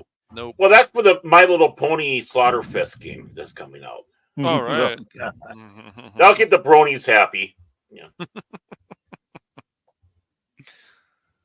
Oh, man. But yeah. Glitterfest. But you want to know something? Fans need to push back and say no. Restore it. Yeah. And if you ever went to a convention, just like I see what Priz said, it's true. The Tulo scene was fine. The fact is that the bear stuff is fine with them. But this is wrong, Sony. You're you got to stop your hypocrisy. Hypocrites. If you're going They're to hypocrites. They always are. It's like, stop. You're fine with the bear stuff. Oh, well, that's just the meme. That's whatever. It's still in the game, and I don't care what anybody says. It shouldn't be in there, but whatever. It doesn't. I understand there's a lot of things going on in the game. That's why it's overwhelmingly positive still on Steam and people like it. But Sony's fine with that. Sony's fine with the Last of Us 2 scene. But this is the point where they're like, no, we can't have this. No. No. No. No. No. No. Yeah. And you know what? You're going to be called. Like you're I going to be. said, I'm still enjoying playing the game, and I'm going to judge it based on my gameplay experience. But really, if you're going to have this, it's a one-piece leotard, one-piece bikini. Well, not bikini, but bathing suit, if you want to call it a bathing suit. Yeah. Just leave it alone. Come on. Yeah. Have we become such prudes that we can't even handle a little cleavage, a little skin? I mean, what do you do? What do you do when you see yourself in the mirror when you're getting ready to take a shower cringe. or after the shower? Right. I cringe. What are you going to go on Twitter and say, well, I need to be censored because I can't handle myself when I see myself in the bathroom? Unfortunately, because of narcissism that still is running rampant throughout the world, I can imagine somebody actually typing that. I need to censor myself. I can't believe it. I blame everybody else but myself for the way I look. Yeah. I blur out the mirror when I go to go take a shower. So I mean, I can't stand looking at myself. Like, but yeah, but really, you're going to be called a bully. So go ahead, do it anyways.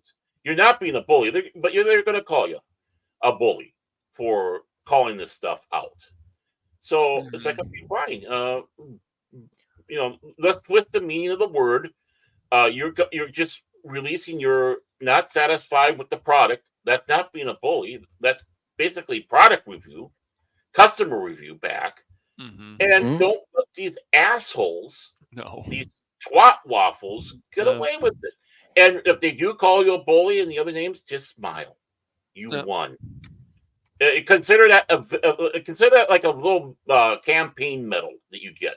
You know, you succeeded with this campaign. You drove them. You know, you drove them to go read. So, hey, don't be afraid. No matter what's going to happen, they're still going to call you nasty names, no matter what. Yeah, even if you don't do you want to know something, Bird? Yeah. I could give two craps if someone comes into the chat and doesn't like the fact I'm playing the game. Right, exactly. And that's the attitude you have to, just like with Harry Potter, it's the same kind of thing. It's just a different situation, but it's still, people want to attack other people because they're playing something that, whatever reason, because it's tied to some like J.K. Rowling or something. It's stupid. Right. It's stupid. Well, yeah, I mean, their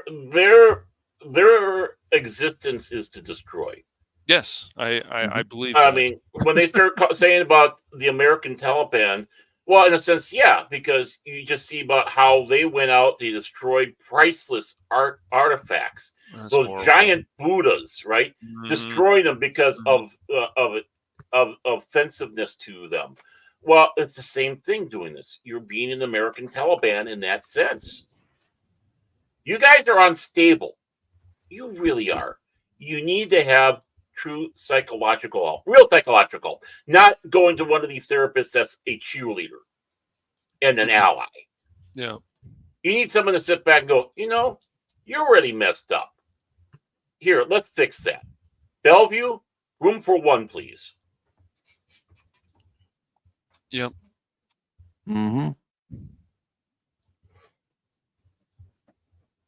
Very true.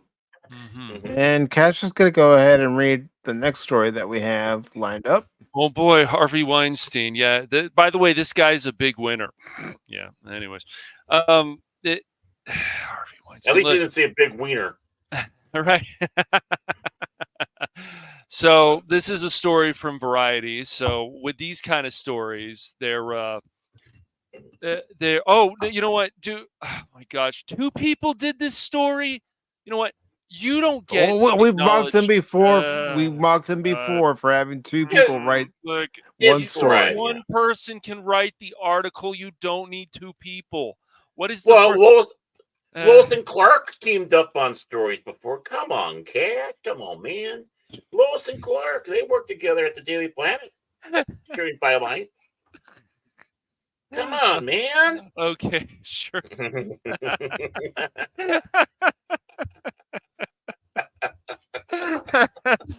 Oh man, okay.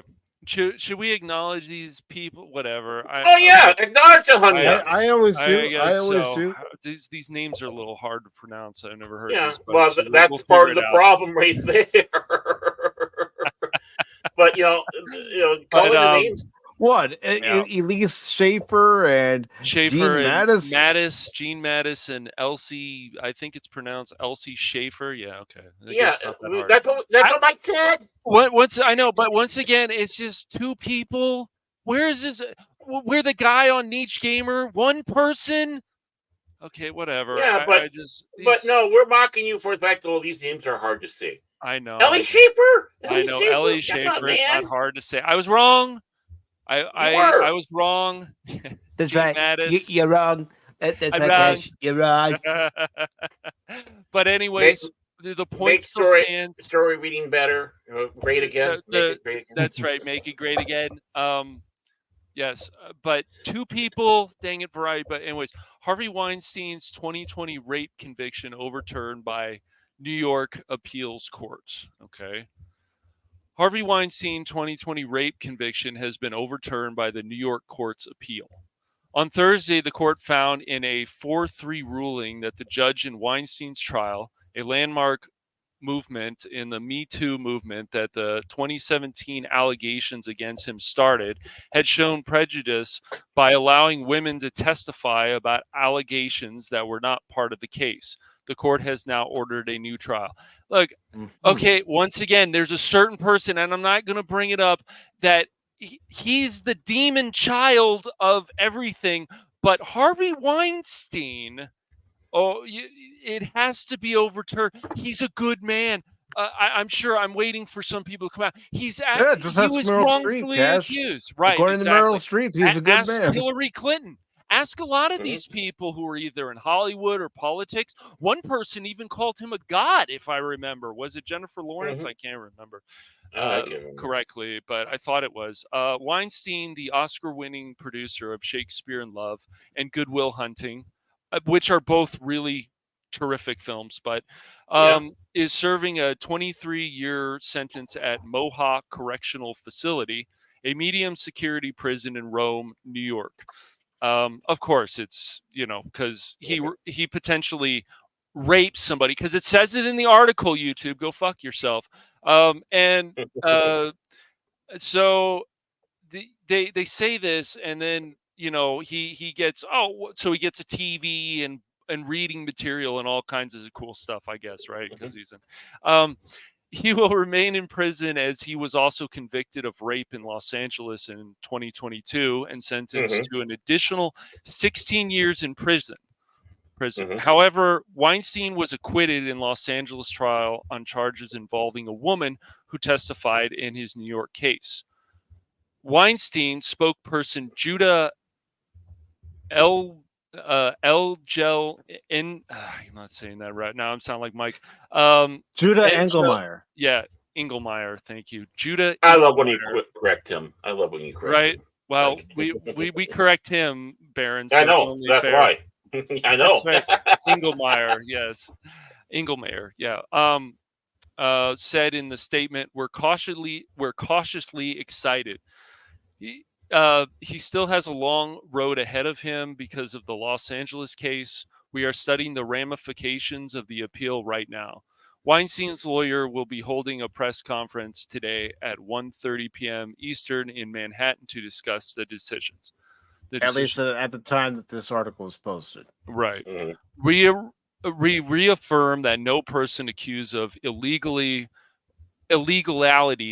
may be judged on proof of uncharged crimes that serve only to establish the accused propensity for criminal behavior, wrote Judge Jenna Rivera in the court's Jenny majority. Rivera.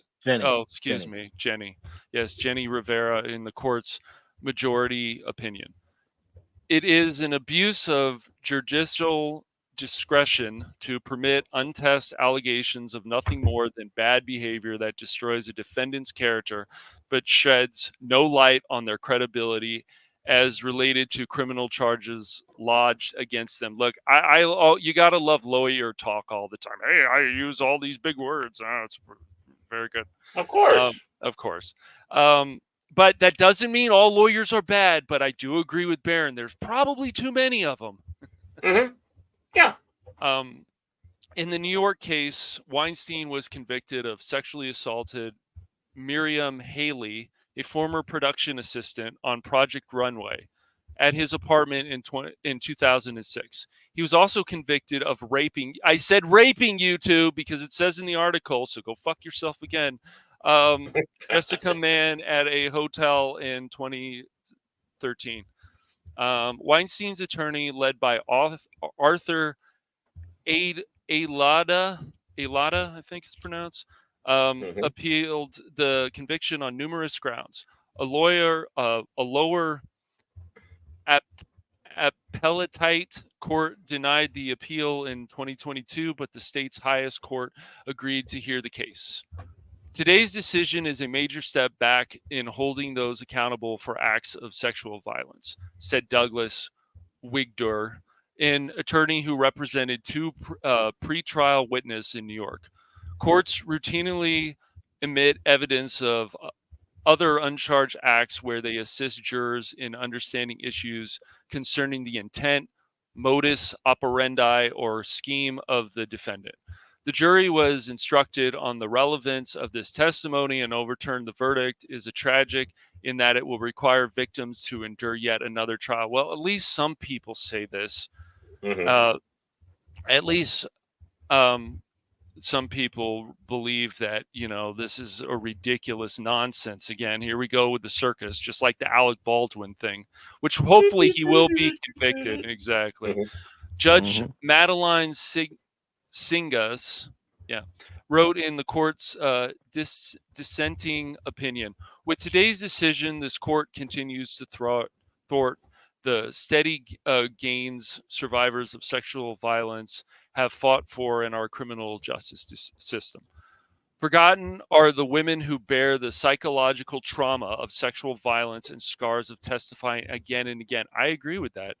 The erosion of present born from a refusal to accept that crimes of sexual violence are far more nuanced than complex than other crimes comes at the expense and safety of women. See, what they did, they needed two people to do this because, this doesn't sound good, but I have a journalism degree, and my brother has a journalism degree. So I can tell you right now, he would write the article by himself. He wouldn't need a second person, but whatever. I'm still annoyed by that. But you do. That's right. I need. Right. Yeah. Sure. No, I don't. Thank you, Barron, for the smart. You're welcome. I always appreciate it. The Manhattan District Attorney's Office said, "We will do everything in our power to retry this case and remain steadfast in our commitment to the survivors of sexual assault." At oral argument February, Adela maintained that Justice James Burke had stacked the deck against Weinstein by allowing three women, Dawn Dunning, Tarloff Wolf, and Lauren Young. I think it's pronounced Tarell. Tarell, yeah, I think you're right, to testify against him. Each of the women told the jury that Weinstein had sexually assaulted them after they showed up for what they thought would be a business meeting. Oh, man. Look, have people forgotten that the casting couch has it's always existed in Hollywood. Many years. And there's some people who had sex just to get that job. Yeah. They were using it for their advantage. I mean, it happens. Really, honestly, they know it. Exactly. The so-called Molinics, I don't think I'm pronouncing that right. I guess maybe I am. Witnesses were called to show that Weinstein's assault had a common pattern and that he was not confused about whether or not the victims consented. Of course not. Weinstein's defense argued that the effect of the testimony, however, was to attack his character without shredding any light on the allegations for which he was actually charged. This is a major prejudice, Adela argued in February. It's saying he's a bad guy. He's a bad guy. He's a bad guy. What was that? Adalia. Okay. The defense also challenged the judge ruling allowing the prosecutors to attack Weinstein's credibility if he had taken the stand.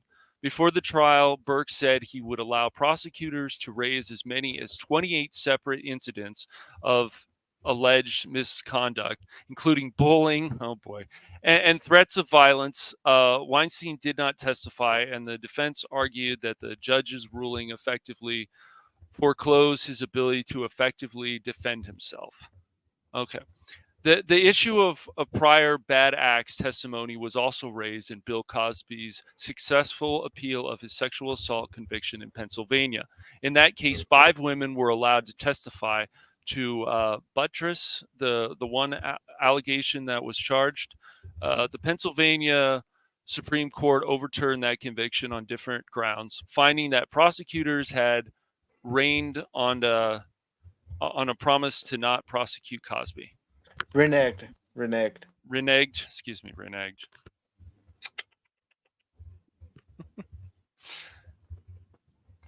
So yeah, that was a long article that 2 people had to.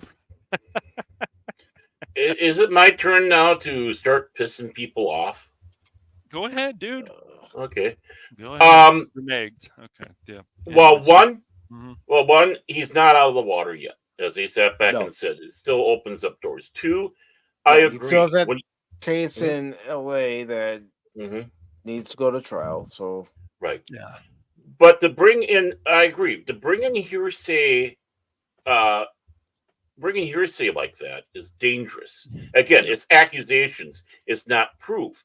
But you're going to use that as an example to put a person in jail, even though there's no proof that he committed what he's being accused of on trial. That's never been taken care of. That that hearsay, anyone who watches Perry Mason would know is not admissible in the court. You have to do it on the merit. Is it rough on the women going through that? Yeah, I sympathize wholeheartedly. But it's no different than having a family sitting through how many court cases of someone that they knew that had been murdered, or even someone who had grievous harm done to him by someone in brutality, having to sit through court. Look at the Goldman family, and they went through the first trial, then they had their other trial, which I kind of, I kind of wonder when you have someone who is found not innocent but not guilty, and then going to do a wrongful death on it. It kind of goes into double indemnity, in my opinion. But the thing is you have to do the case on the actual merit, the proof, proof of the pudding, actual witnesses that did see it. I saw him do this, or I saw the aftermath and how this person was afterwards. Justice is not pretty. Justice is not clean. No. Justice hurts. Yes. You have to relive things. And I hope no one has to go through that. Don't get me wrong. I don't want anybody to go through it. I don't want me and my family to go through this. On a personal level, we had our own issues with certain things, and it still is causing harm and hurt. Sure. But as that goes, no matter what, people have to live with it. What happens to it? It's hard. It's painful.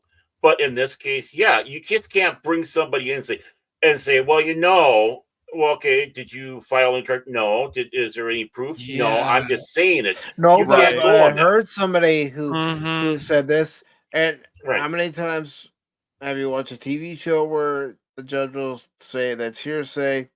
Or if you even go into an actual courtroom, if they allow you to go in, and you can actually hear a judge say that's hearsay. Right. Well, it's just It's just like they talk about in this article about the Me Too movement. Well, here's the problem with that. There were some good things that happened, like the whole situation with the gymnasts, because that was Mhm. completely wrong what was going on with Right. that trainer basically at I won't say basically, was going wrong with that trainer at Michigan Yeah. State. That was wrong. And so that was good that that man got exposed. I can't think of his name now. Shit. Yeah. But the Me Too movement also, people were like, "Oh, I can use this as a weapon," and that's Mhm. when it becomes a big problem. I can use this Well, against men to take their jobs, and it's like, "Oh, that doesn't happen." Yes, it can. Yes, it yeah, can. it has, and In it real life. has. Yes, it has. We're doxing you. We're going to Yep. dox you until you work, and Yep. with the hearsay and all that. It's And destroyed, and women too. It's not I just also men, right, women exactly. too. I want to also know during those interviews with those women if those employees, those bosses said that, "Oh, are you fine with these jokes? Are you fine with that workplace?" And if they said they were, and then they changed their mind because they felt uncomfortable or they wanted another position, well, that's a problem in itself too. I would like to Yeah. know because they make these jokes. Not that I'm saying you should go to a cubicle of women, "Hey, baby," blah blah, but Mhm. um, I don't think that's appropriate at at a works thing. But if they No, were no. fine with those jokes before, around the water cooler or whatever, and then they decided not to be, it's like, then maybe you shouldn't have been working here in the first place. I don't care Well, who it is. not Yeah, necessarily even hearing it, partaking in it too. right. I Partaking. tell you, Exactly. I've heard Partaking it. some. They got drunk I, and things happen. People mhm, had sex on the copier or whatever. I don't know if that still goes on, but maybe it probably. I don't know. I don't know. But I mean, I've heard women in the workplace with their colorful analogies, you might say, No.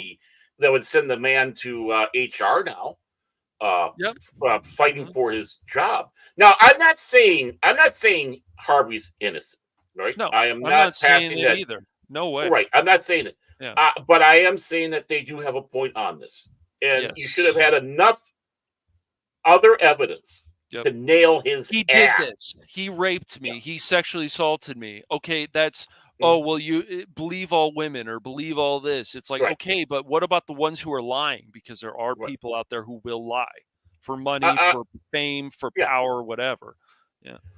I don't ascribe to that. I don't ascribe to believe all Right. women, just like I don't ascribe to believe all men or believe all children, because I'm sorry, Yeah. when you start doing that, then there is no chance to have justice. No. And justice sometimes involves spirit of the law as well as letter of the law. But in a court case, you kind of bound to that letter of the law because you're going to put somebody away uh, Mhm. for a long time, if not forever. You're the same people that scream and cry about someone who's put into prison for a heinous Mhm. murder Right. and might be on death row, and then Right. your tune all of a sudden changes now. You're the same people who want to change words to make people feel better. Oh, they just don't understand. They just have Mhm. been not treated well in society. No, they did this to kids. Yeah, right. I I, I I want this. I want this hearsay to lock this guy up forever. But Mm. if it's a murderer who's on a heinous crime, no, we can't have that. How dare you? It's a mistrial. And Mhm. no, it's got to be consistent. You got to Yes, have it consistency. has to be. That's Yes. one of the things that our founding fathers had for our legal system. Because Great Britain, I'm sorry if there's people from Great Britain that are listening, but it's a fact that would abuse it again with hearsay and retroactiving laws. So you did something legal, now it's illegal, and we're going to take you for a crime for something you did while it was legal. Mhm. And we're at that phase right now too. Yes. They're trying to do retroactive law and going after people for retroactive law. Yes, it's their politics, it's other opinions that they Right. have.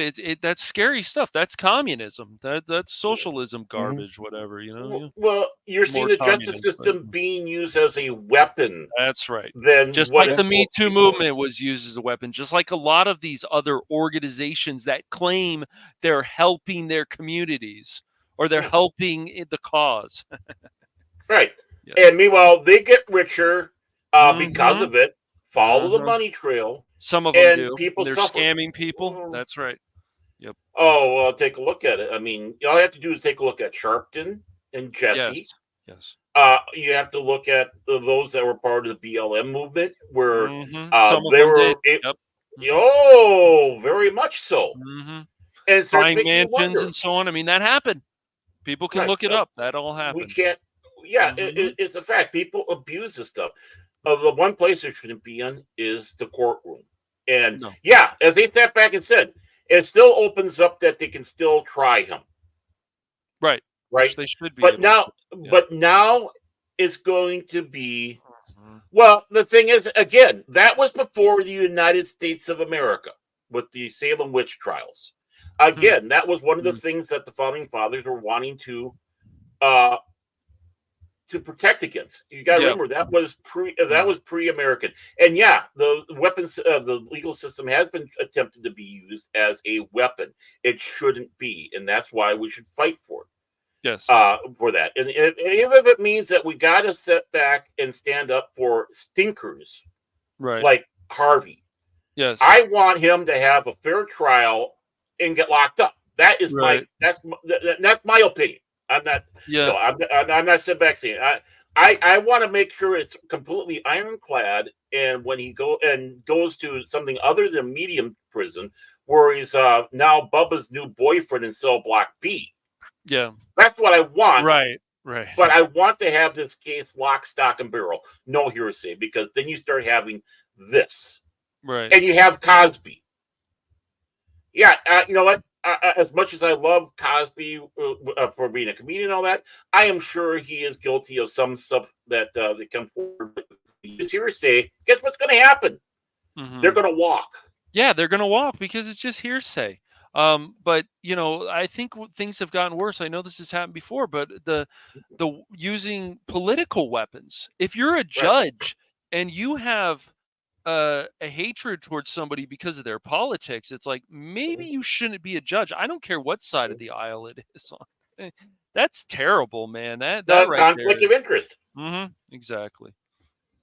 Judge Lancito had many conflicts of interest. He had to actually be forced to excuse himself for a little bit with the trial with OJ because of the conflict of interest. I remember that. But you watch through that, though, you can still see it's a conflict of interest. And one of the big things was he was becoming a star. You had the dancing needles. You had, you start getting that star treatment, which is why you keep the freaking cameras out of the courtroom.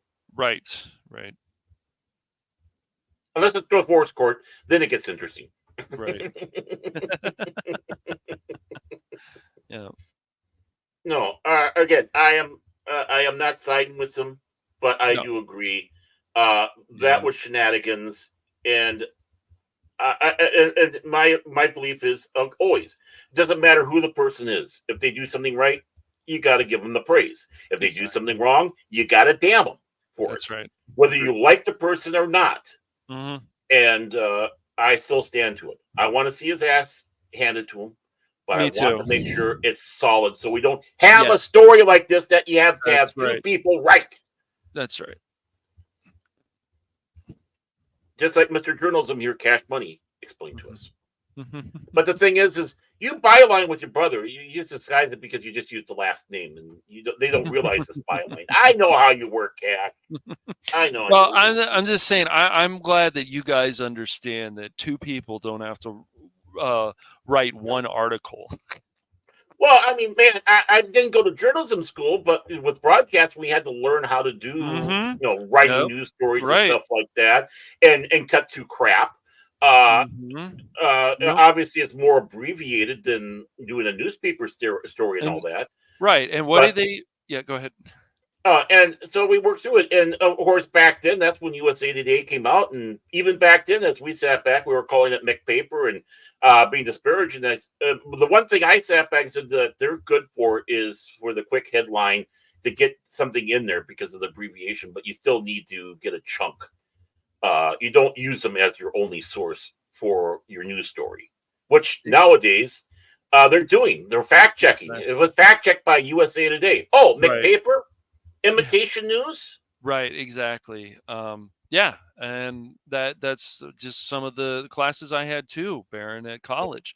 The same stuff, people talking about getting into radio and even what you should Mhm. say on the radio and when you Right. played the songs and like there's a timing and you did all that because of course you were in radio for a number of years. So Mhm. Mhm. In one fashion or Did you another. usually read the news though? I'm guessing sometimes, right? No, I didn't necessarily Oh, you read didn't. news Okay. per se, but I was trained. I mean, we had national news. What was it? Mhm. Did we? I can't remember what was the news service that we used. Top and bottom of the hour. Uh, Mutual? Maybe it was Mutual News. I can't remember. I think it was Mutual News we had for the Mhm. top and the bottom that we had because the station I worked at was very small. But Okay. you still had to write copy sometimes or Mhm. talk about things. Sometimes you had to do the local interest stuff. But Mm. with the training, though, and of course with local stuff, you still had to be very careful because if Right. you got Marge Hanson's name wrong and what she was doing wrong, she'd let you know because the last thing she needed was a bunch of people coming to her place because of some sort of sale that she's not having or whatnot. Yes. Even the local community stuff is just as important, sometimes more important than doing the national stuff because it hits closer to home. And the station I worked at, we weren't too far away from Stillwater Prison, the same prison that some of the James gang went to after the North Fuel raid. In fact, I believe it was Frank James that started the newspaper in the Stillwater prison. It was always interesting. So, of course, needless to say, we really had to be careful. We didn't want to visit, we didn't want to have a stay at Stillwater for doing something wrong. Right. Even though we did get some fan letters from them written in crayon. Yeah. I'm I not mean, kidding. I'm not kidding. I'm that's not kidding. funny. It was on the board. I walked by this board and there's this letter written in crayon. I'm looking at it. Go, oh, snarkies! That came from Stillwater Prison. Wow. That's crazy. Yeah, I understand because they had to use crayons so they don't write or pencil. Use Yeah, it as a weapon, right? yeah. That way, the person can write the story, then eat the crayon afterwards, like a good Marine would. Just kidding, Uncle Sam's misguided children. Just Uh, kidding. My family was Army, so there. Nah. yeah. But And yeah. it's funny too because like even when you're reading and even on the radio you hear people mess up all the time. We're humans, we make mistakes. I think just the most Just important listen thing to is an that everyday episode of Pop Talk. I'm making some sort of well. I just think it's just important. I think it should be more important for variety, especially if you're being paid to get these Mhm, things right. Pronouncing these words, pronouncing these, mhm, making sure you've got the right paragraphs are set up properly. I mean, look at Bounty in the comics, even Cosmic Comic Books. Sometimes you read this stuff, it's like you guys need an editor for this, man. mhm. Yeah, they're too fast trying to get this stuff out. And I that's agree. like I agree. They speed want to be kills. the first to get it out. That's Hmm. the Yeah, thing. Yep, they do. That's what it's yeah, about nowadays. They Be the do. first right. to get it out. Hmm. Yeah, and speed kills because you're not It necessarily getting does. the right stuff out, That's right. and not written properly and such Exactly. like that. Yep. Yep. So, here's another case. Back when you had the Republican Revolution back in '94, and the Republicans took both houses, and Newt Gingrich became the Speaker of the House. Connie Chung goes out and has an interview with Newt's mom, right? Mhm.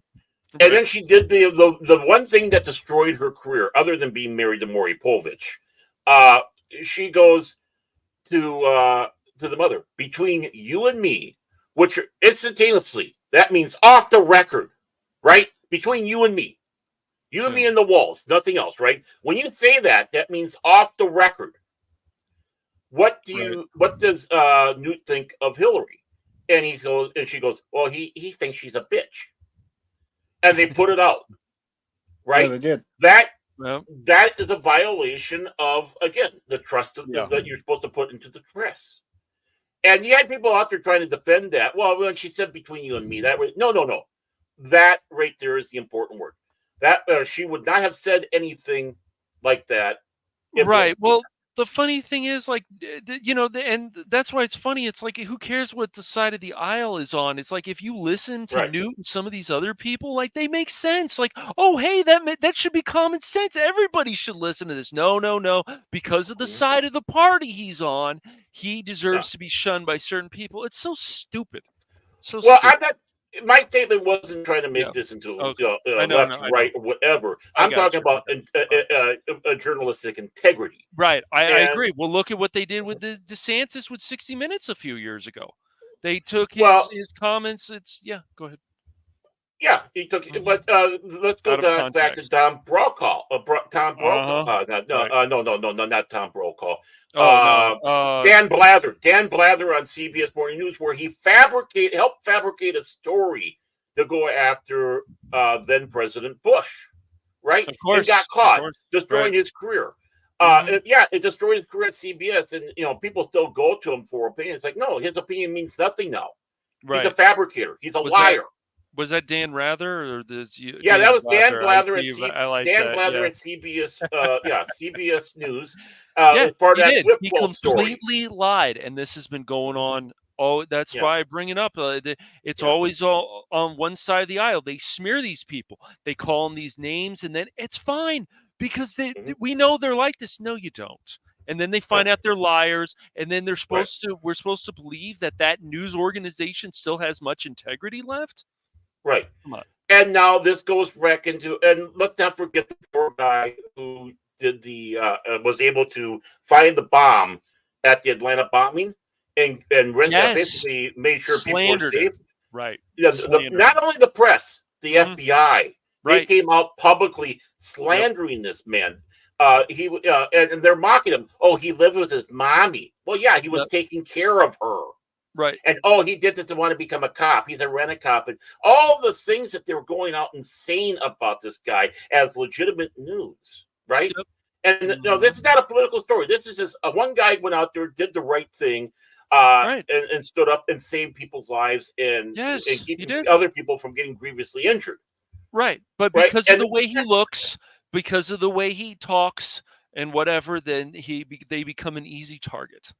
Right. And the fact that he lived with mommy. Right. It's like that he can't help his mother. Right. Exactly. Yeah. I mean, he's helping his mother. How noble of him. Yes. I mean, at one time, people would be going, that's what any child should do when their parents gravely ill. I had to do it when my mother had a heart attack. Mm-hmm. And I'd do it all over again if I had to. Right. And I know people, same thing. They made sure to help try to take care of their parent or other family members, for that matter. Yes. So again, why is this connected to the court cases? Because news cases with hearsay can affect judgment. Exactly. One of the reasons why you put a jury into a room where they have no access to the news. Yep.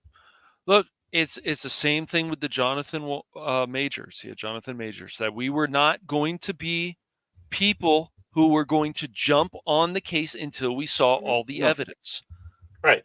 And we speculated both sides even on when we had someone send right. me a DM saying I have new evidence saying that he didn't do it, I didn't go with it. I'm like, nope. Well, what was he, Sam Spade? You got new evidence? You're Sam Spade? You hit the pavement and walked, and I'm letting this court case play out. Once the verdict is reached, we will talk about it again. Just like with Rust, any new information comes out, we will talk about it again. Yeah. The only reason why we were hard on Alec Baldwin and still are is because he's opened his mouth so many freaking times. He's an example of a piece of shit. The man has gotten worse, and he should be in jail along with the armorer. And hopefully he will. Right. And this is off of him. This is off of what he's saying, not hearsay. It's coming out of his own mouth. That's right. He's saying things that makes the lawyer bang his head on the desk going, Alec, you mother trucking moron. Because he knows his job just got even harder. Right. Yeah, well, Geraldo has been wrong about things, and he can. Geraldo? Yeah. Geraldo, Faldo. Yeah. Well, remember, Bette Midler at one time accused him of, sexually assaulting her. I'm not kidding. No, I'm sure she did. Yeah. What happened to that? What happened to that story? What happened to all that? If you're going out there into the public and making that claim, well, should it have been investigated and looked into? I'm not saying he was guilty of it. Yep. I'm not saying she's lying. Mm-hmm. I'm just saying there's nothing we can go off on that one. Mm-hmm. And hello to Whoopa Troopa, who says, Megatron. Whoopa, whoopa, whoopa, whoopa. I don't trust that whoopa. Silence, Baron Scream. Whoopa is a fine Decepticon. Exactly. That's the problem. Yeah. Well, then again, I am pro Starscream. I'm pro Starscream, so of course I am. Yes, of course. But yeah, I hope I sufficiently pissed off a lot of people and triggered them by making that statement about. I hope I did too, man. And here's my response to it, guys, because I let you guys take that whole part because, well, that's what I do here. If there's something that you guys are passionate about, a story that you want to talk about, you're passionate about, well, I'm going to let you guys take the reins on it. And again, if people got butt hurt, well, you know what? Grow thicker skin. Right. That's right. Exactly. Because again, like I said, I am not exonerating him. I'm just saying, do a better job going after him, guys. Yep. Make it locked. Please. Make it, make it a case where you can't have an overturn like this. Mm-hmm. Do it so, again, like they said, don't let the victim have to go through this crap again because you are sloppy.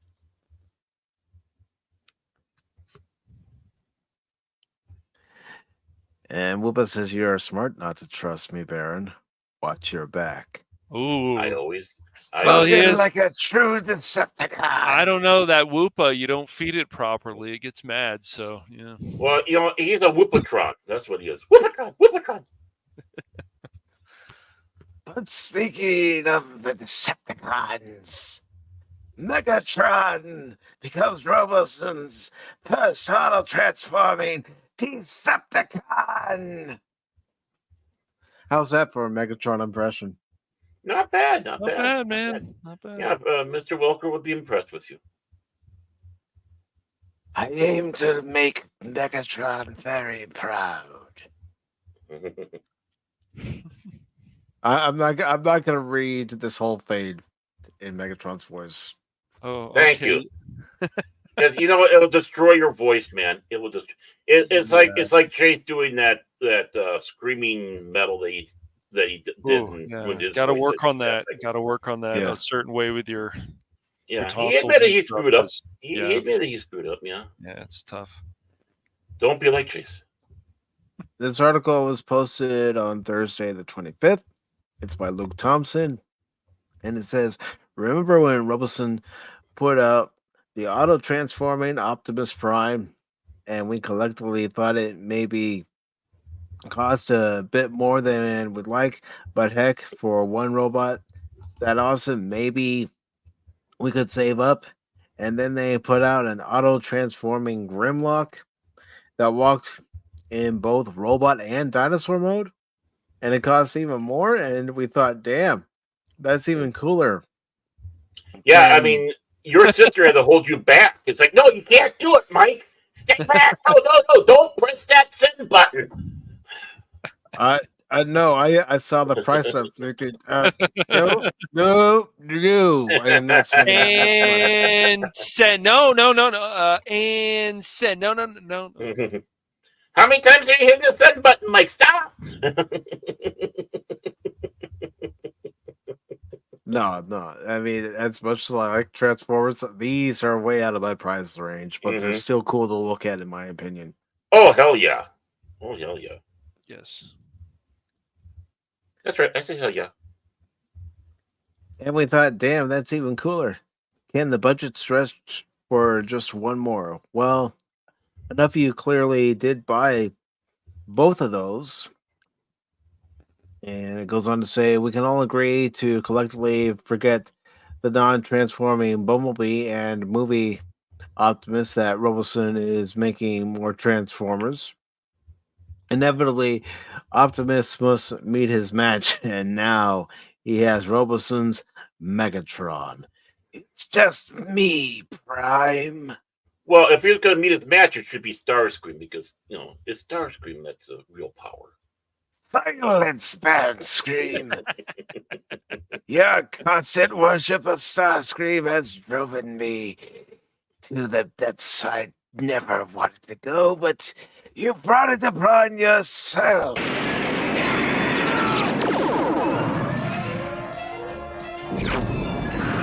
Extinction to all traitors! You Ow! are a traitor, Starscream, and this is your future. Disrupts my coronation! Coronation, Starscream? This is bad comedy. Megatron? Is that you? Here's a hint.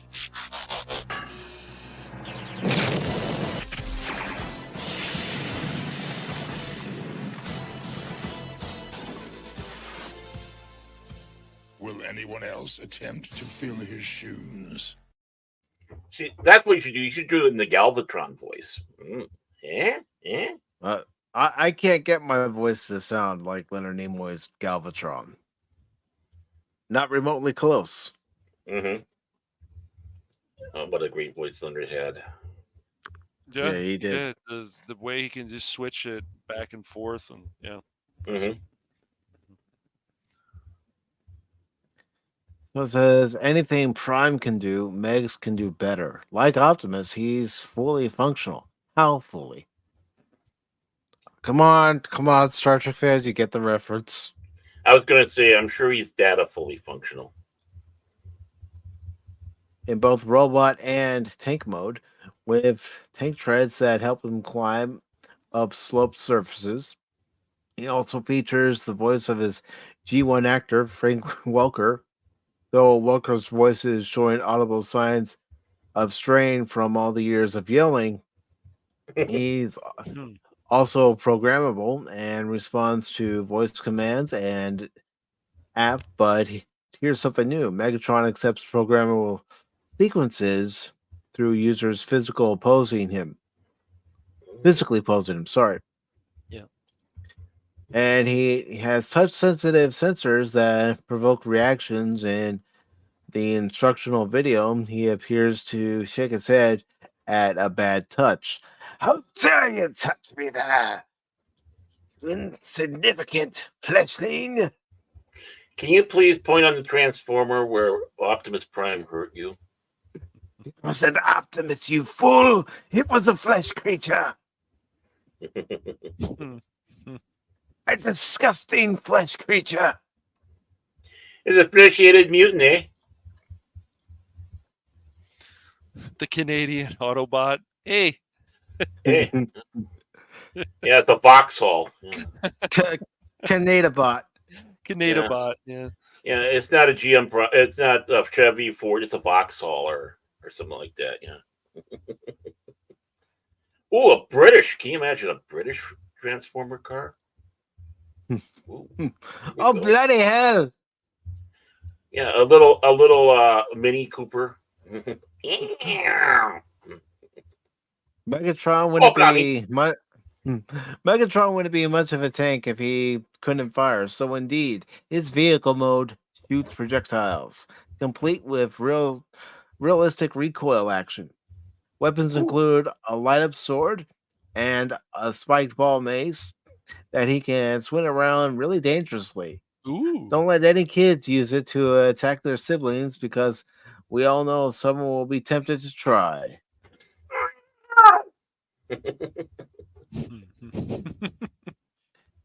And we will take a look at this video.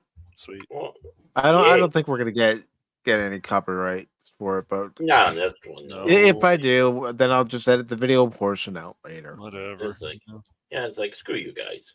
That's right. We're helping Hasbro here. Pulse is taking pre-orders right now for a hefty chunk of change. $100 would have been nice, but nope. You want to know what they're asking for? $899.99. That's right. 899.99 energon cubes. Wow. I think it would be easier finding the energon cubes maybe than I shelling know. out the money. There we go. Oh. We'll steal them from Megatron. It'll be fine. I'm sure he's around somewhere. Yes, Cash, you're the perfect Decepticon to gather all the energy resources of this planet and convert them to energon cubes so I can conquer Cybertron and then the universe. Yeah, why not? I'm That'll having work. fun with this, folks. Come on, we gotta have fun when Yeah, we do these why not? streams. Yeah. I am amused. I am very amused. Sunway has more sense of humor than you do. You He's fool. NPR bot, man. NPR bot. So. Ooh, NPR. Yeah. Oh, there we are. Well, that's a true Decepticon, then, is the NPR. I agree. It is. NPR bot, what are you doing? Well, Optimus, Megatron sent me here to stop you. I'm here. Oh, jeez, Prime. This guy's gonna bore us to sleep. He's gonna make us go into stasis lock, Prime. Don't listen to him, I lied. I have the special. I brought the energon cubes today. Yay. I'm going to make you listen to this Has more special personality story. than this guy.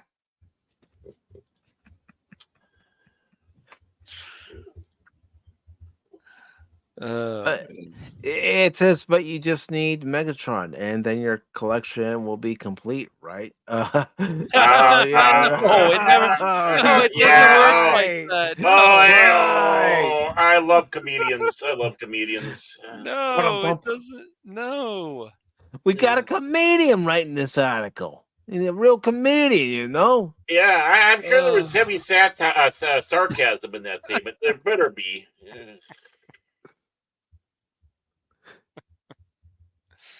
Hey, Whoops, he tries not to manage the British if he can help. You would feel both, huh? Both of you have Yeah, something I tell against the British. They do, I tell you.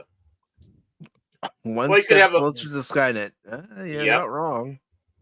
Well, you could have a French one that go around in a car or a Citroen. You know. Yeah, sir. I agree with Anonymous. Yes, Come yes. on, man. Misogynatron. Misogynatron. 5-speed variable, folks. Yeah. You feed it $1 and it gives you a massage. One more dollar. Happy ending.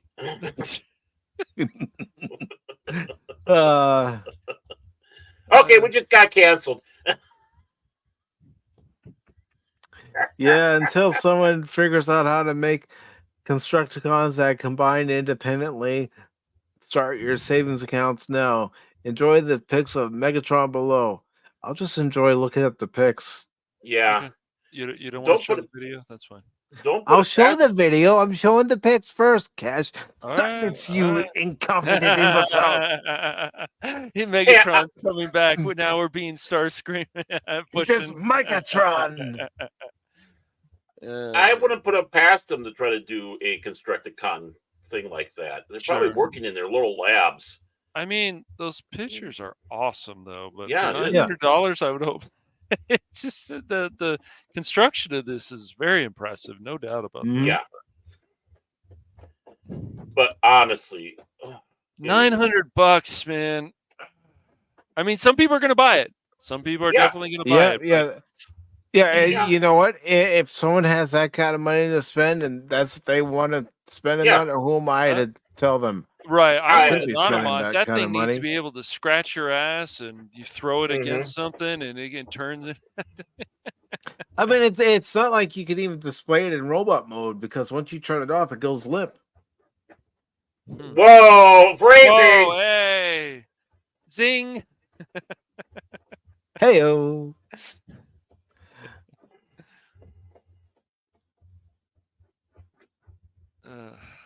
Recognition chips so Optimus and Grimlock will notice Megatron when he's near them. Who's to say that won't follow in an update for the app? Right.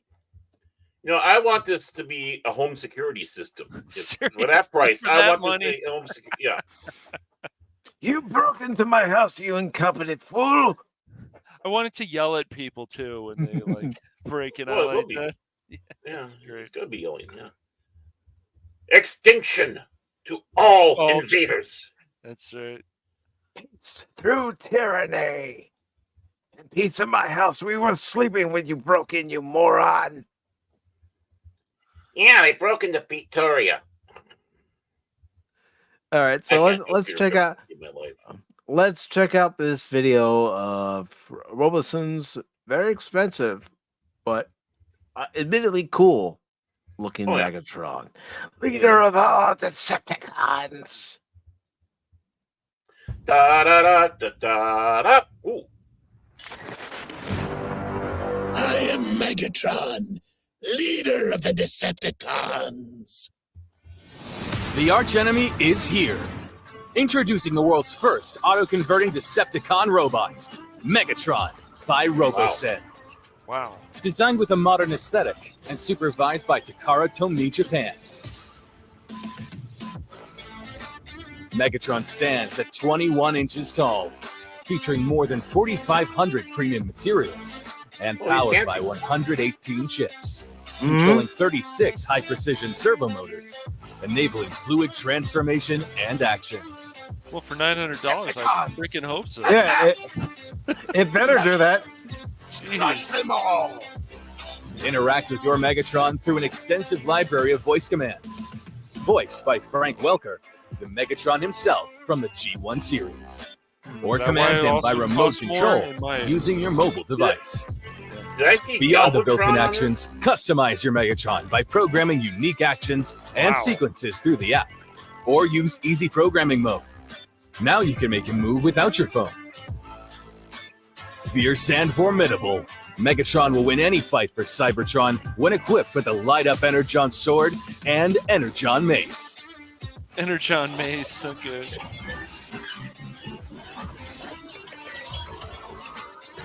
I mean, that's an impressive feat of engineering. Yeah, that is. Featuring individual controlled track treads. Wow. Enabling the tank to perform pivot turns, mimicking real tank movements. Nothing will stop Megatron. Featuring 4 tank shells that shoot up to 60 centimeters. Powered by an advanced electric spring release mechanism.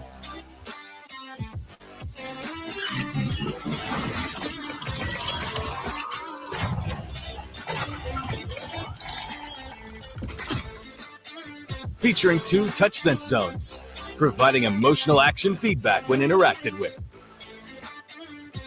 Now you can get a more accurate battery reading in the battery indicator. Megatron will never run out of Energon ever again. Oh, wow. Charger too, you don't have to... Try and stop me, Prime. Nothing can stop me now. Not even you. It's time to finish this. A pleasure to see you, Prime.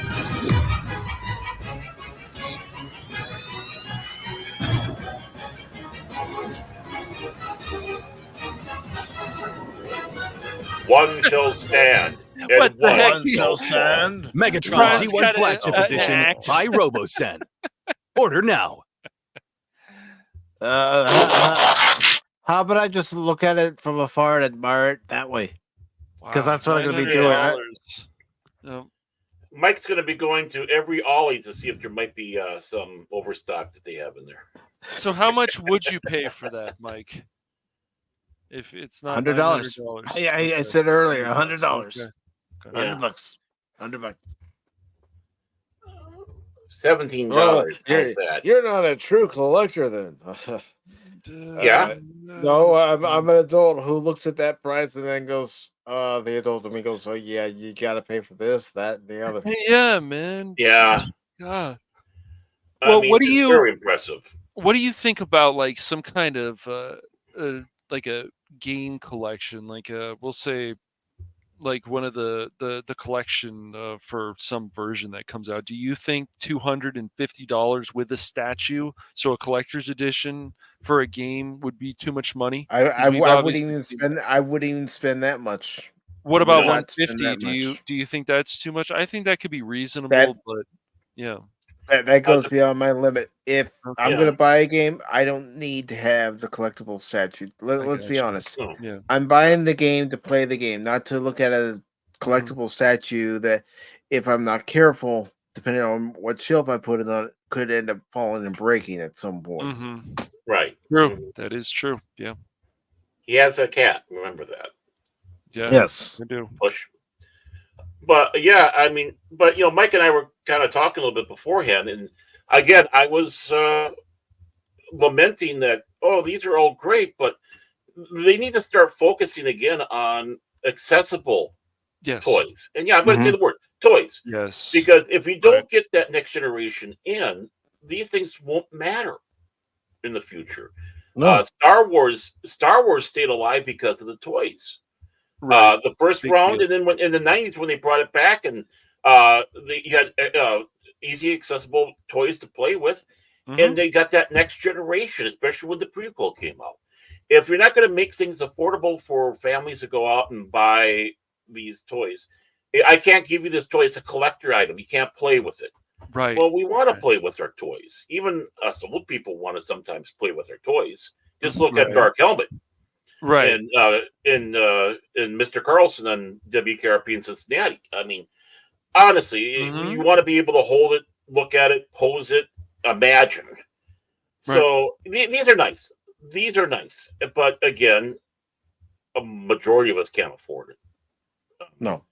And God bless anyone who can afford it. It's like I mentioned during yesterday's member stream. When I went to WrestleMania 29, and that was in 2013 in New York, New Jersey, I had saved up my money to get a replica of the, at the time, brand new WWE Championship. They redesigned it, and I wanted to get one. Upon looking at it in person, I wasn't too sold on it. I'm like, no. Right. So I ended up taking that money that I had saved up for the belt and giving it to my mom so she could use it for things. But yeah, isn't it disappointing when you do that? You take a look at it and it's not what what you expected.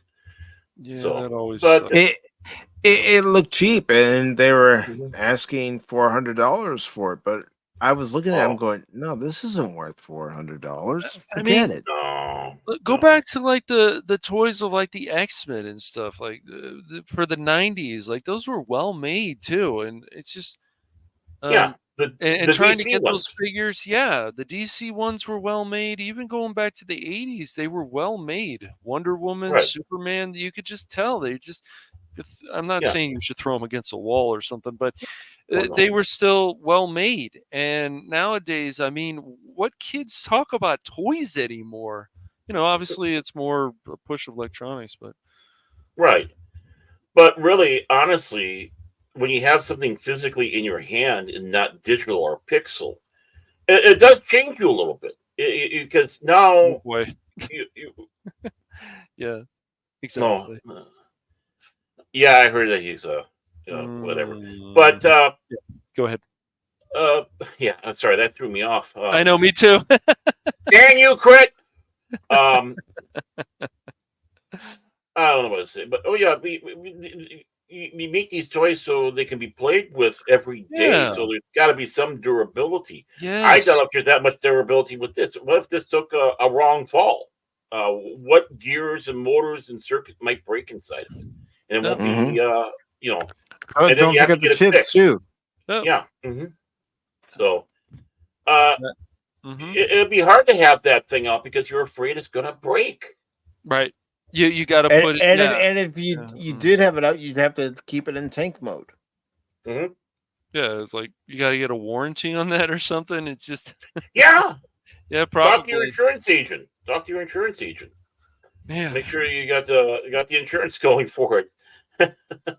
that thing better be dang well durable to pay that kind of price. So you better do everything that video showed. And more. Yeah, that should be that should be just a taste of what you see, not everything that's going to do. But yeah, I mean, these things aren't bad. Great, you're helping a segment of a group of fans that, maybe some of them have more money than common sense. Some can actually go out and afford it. It's just nothing. Great for them to buy this. Wonderful. But, let's not forget what helped make these things come to life. Is when these people were kids and they were playing with the various toys, whether it's Transformers, GoBot, Star Wars, G.I. Joe. Yeah, they were all well made. G.I. Joes Star are Trek. still. I don't know. Are people still buying G.I. Joe toys? I guess maybe more collectors, but I don't think kids are buying these toys anymore. It's more like electronic stuff. Yeah. Yeah. Yeah, and it's sad. And we need to get back to a little bit of that because so much creativity came out of playing with the physical toys, more so than playing with pixels. I mean, like Anonymous, he paid like $500 for his wand. That thing better do some magical things, huh, Anonymous? 5-speed variable. Yeah. It's improved many segments of his life. So the same thing with that Hogwarts broom that vibrated. Remember that? The Nimbus 3 and you get on there and vibrate. Not kidding. They had the toys growing up. Let's see, the Voltron toys were well made, and then of course the Sectors. Those were like the bug things, and then the Tom Petty stuff. Like this stuff is just well made, but I just don't think kids care about that stuff much more. I think some kids are still playing with Legos and obviously stuff. Even adults set up things. Yeah. Well, I think they're not heavily interested in it because it's never really been fully offered. Right. Exactly. Yeah. And are they doing? How's the PR? Yeah. Mm-hmm. Yeah. All those other ones are just buying it like mad, and they take a look. Oh, we can do this as a collector market and make even more money. Mm-hmm. Yep. And you don't have it offered, people don't get interested. How many times do you have to tell a kid, no, you can't touch that. It's a collector's item. But I want to play with. No. Mm-hmm. If you get pushed back all the time on that, of course you don't have an interest in it. No. And they're doing it to themselves. I mean, they're doing it to themselves. This is great. I don't get me wrong. I think this is absolutely great. I wouldn't shell out that money if I was a big Transformer fan. I like the Transformers, but I would not. Definitely not. I'm the Transformers fan, and I'm saying I'm not going to shell out that kind of money. No, if they do a Rodimus Prime, there we go. No. I don't care who it is. It's like I said, even the Optimus. I'm not going to buy the Optimus. Well, yeah. As much as I love the character, I'm not buying it. And I'm not buying Grimlock. Mm-hmm. But, I don't know who was the one that sat back and said in the chat about Soundwave and making a real boombox. Now, that'd be cool. You play your tunes off of there as well as being a Transformer. Now, that'd be awesome. I'm surprised someone ever did that. Yeah, I remember a person I knew in the neighborhood had a Soundwave. That thing was cool, man. And it was well made, too, and it didn't cost $900. No. Yeah. I mean, I'm even seeing some of these toys. I mean, you got the Black Series Era of the Empire, one coming out, where you have the final battle between Jorah Seabeth and Luke Skywalker, Mara Jade collection, right? 4 figures. And it's like $70. Yeah. Or $80. I can't remember. And the thing is, when Robeson does have a sale, because I see their ads all the time. Yeah. Because I look up Transformers stuff. And, when they have a sale, it's only $100 off. It's like, oh, that's big of you. $100 off. Yeah. I mean, it's a big chunk of change off, but still, you still have even a bigger chunk of change to still pay for it. Yeah. Yeah. Wait for Ollie's. Go to Ollie's. They'll be there. Well, yeah. It's just I don't have an Ollie's near me. that's not a Five very Below. good deal, man. It's like, I don't know, what is it? Or what was it, someone that like GameStop has, like buy 2 pre-orders, get 1 free, or buy 2 pre-owned games, get 1 free. It's like, Mhm. I guess it's Yeah. okay, but Yeah. I don't know. Should it Yeah. be the Yeah. opposite way? Yeah, it should be. Yeah. What are you doing here, folks? You know? Yeah. So, but that's the sad state of collectors.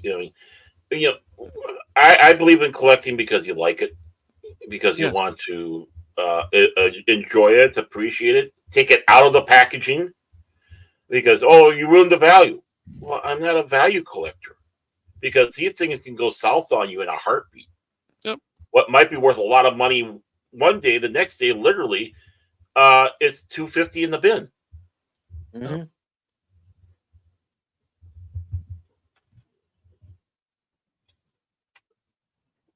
That's right. Yeah. Exactly.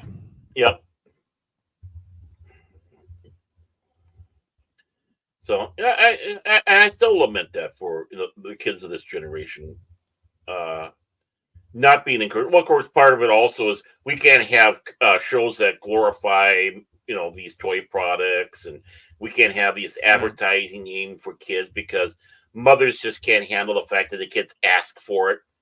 It's like, kids have always asked for a toy. Yeah. They want the Buck Rogers laser gun, a ray gun. Back in the 30s and the 40s, or Flash Gordon one, or they've always wanted. And you had that product placement. It's like just get some metal, stand up and say, no, I can't afford it this time, but maybe later, maybe Santa will bring it. Maybe your birthday. It's like just settled it down. You tell the kids, "No, okay, I know you want it. Don't worry. You won't get it today, but who knows?"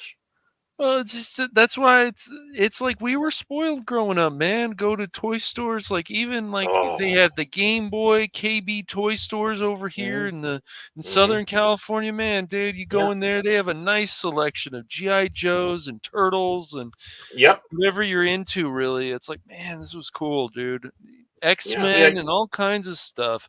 Go to the comic book store, like this Continental Comics place that's around here. They were selling like Silver Surfer. I remember I bugged my mom. I want to get a Silver Surfer. It was so cool. Had the board and everything. It's like, man, I want that. Yeah.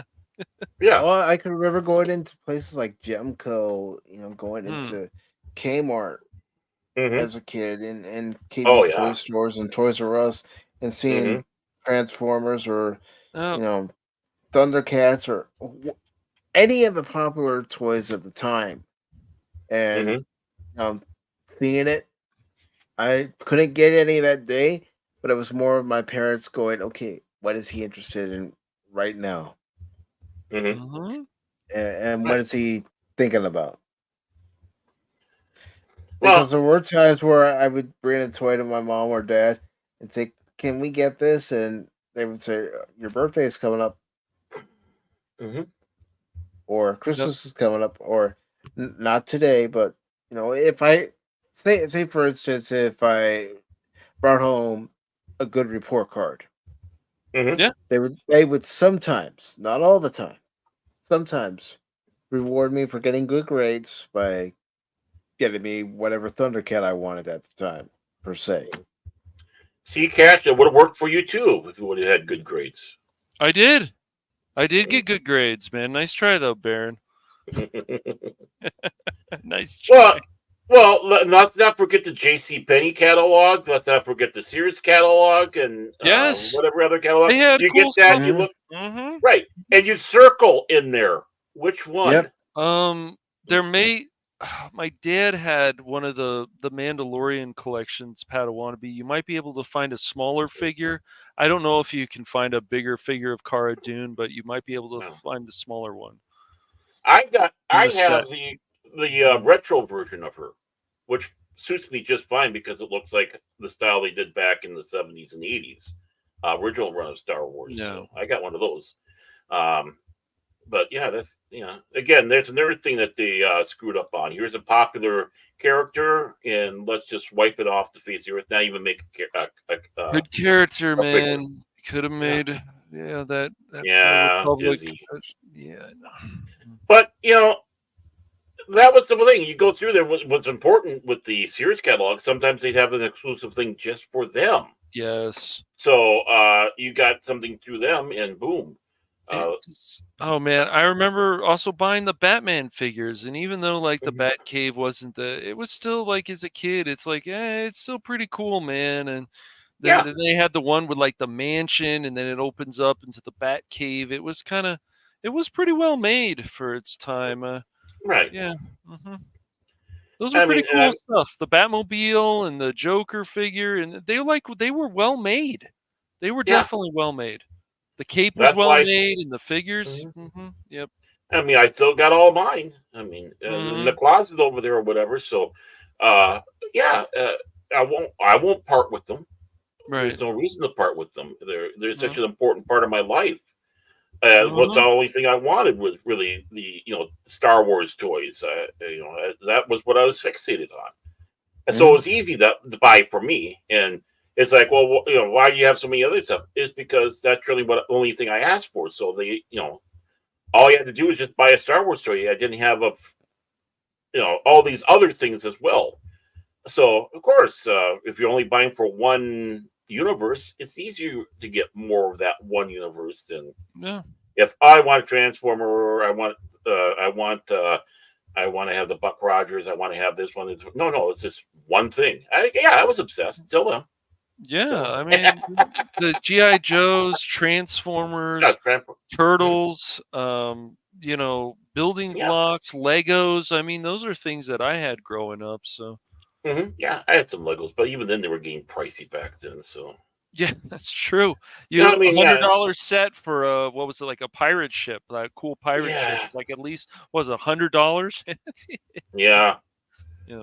I mean, Legos have gotten incredibly ridiculous, and back then they were still pricey things. They were. And the thing is, I appreciated what I got. I mean, me too, man. Playmobil stuff where I had the whole Indian set and the cavalry and the fort. Oh yeah, I was like, man, this is cool, and the building it and it looked cool. The teepee and it just looked cool, but I don't even know if Playmobil is even popular anymore. I hope so for kids. I hope so too. Yeah, those are cool. I know Playmobil released an Enterprise. Yeah. Oh, that thing was what? How many hundreds of dollars? That's out of my price range. Yeah, way out of. I saw the price for that. It's like, you gotta be effing kidding me. No wonder why you were having problems with Star Trek memorabilia if you're gonna sit back and have that huge price, especially with tarnished property right now. Even if it was the classic Star Trek. Yeah. But yeah, I mean, I loved it. My toys aren't mint, obviously, because they were played with, but I tried to take as best of care as possible. Really. Yeah, exactly. And that's what it's all about. Yeah, army men, the little army men and their base. Oh yeah, the guns of Navarone. Somebody else had that, and it was passed on, of course, and to other people in the family here. And yeah, it's cool stuff, man. Yeah, you saw the adverts at the back of the comic books about getting your army, or you get your frontier set, or whatnot. And it's like, okay, because these people cared so much about the products. You see the toy commercials, and you're like, oh man, that's cool. Yeah, right. Oh, I tell you, when the new toys dropped for Star Wars, that got my attention Saturday morning, sitting in front of the TV. Oh, I'm sure. It's like, bum, ba-da-ba-ba-bum, bum, ba-da-da-da-da. It's like, I still remember the music. It's like, oh, attention! All of a sudden, hey, it's not the Star Wars theme, but it's a Star Wars toy theme. Well, you know what? I can remember walking into a Target in Escondido, California, which wasn't too far from where I lived, and I wasn't expecting to see Star Trek: The Next Generation figures. I hadn't seen any commercials for it, any kind of advertising for it, but I walked down the toy aisle and I look and I see that they have a few Next Generation figures on the peg hooks. And the first one I bought was Captain Picard. Phil's favorite. Well, I mean, he was there. I'm going, Star Trek The Next Generation figures? I didn't know these were coming out. Mm-hmm. Yeah. Was it the original Gloob one, or was it Playmates. the Playmates? Okay. Because at the time, I was still, buying Ninja Turtles. Mm-hmm. And that's what I had originally intended on buying, was a new Ninja Turtle figure. If I saw one that caught my eye. Right. But then I saw Star Trek The Next Generation. I'm like, huh? When did these come out? Mm-hmm. One of my big regrets is I never got the Gloob shuttlecraft, what we called the Frog, because I love that design of the shuttle, and I always regret. I mean, it was good enough to use for Best of Both Worlds. I mean, as a last up ship. The only time I'd actually seen those particular action figures in person was at a Star Trek convention when I went down to the San Diego Convention Center for one. Mm-hmm.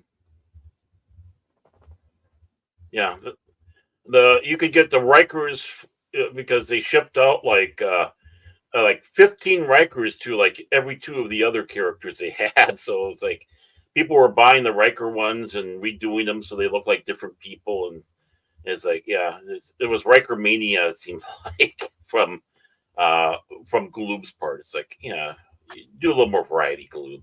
Good job.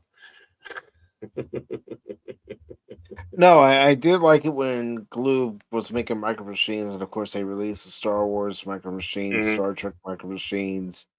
I love that. Babylon 5. Yep. Though I do think stuff like Hot Wheels obviously are still popular with kids and games and stuff. Yeah. Well, again, they've even Hot Wheels so much. Yeah. But again, Hot Wheels kind of go. Yeah, at a store I worked at, we had an older gentleman who would come in every week to see what new Hot Wheels we got in because he was a Hot Wheels collector. Yep. I tell you, go to toy fairs or anything like that, there's always going to be a couple tables dedicated to Hot Wheels and maybe a Matchbox. Not surprised at all. Well, there's some neat ones they came out with. I mean, I got a couple of the Batmobiles from Hot Wheels because they're just neat. I have one that's like 30 years old, and then they've got some newer ones that came out, including the 89 Batman. So yeah, there's a lot of nice stuff, but again, you keep it priced right. It should be something that they need to go out there with the every person toy. I mean, where the adult and the kids can buy it and then appreciate it. Let the kids get into that magic, because it was magic. Toys are magic.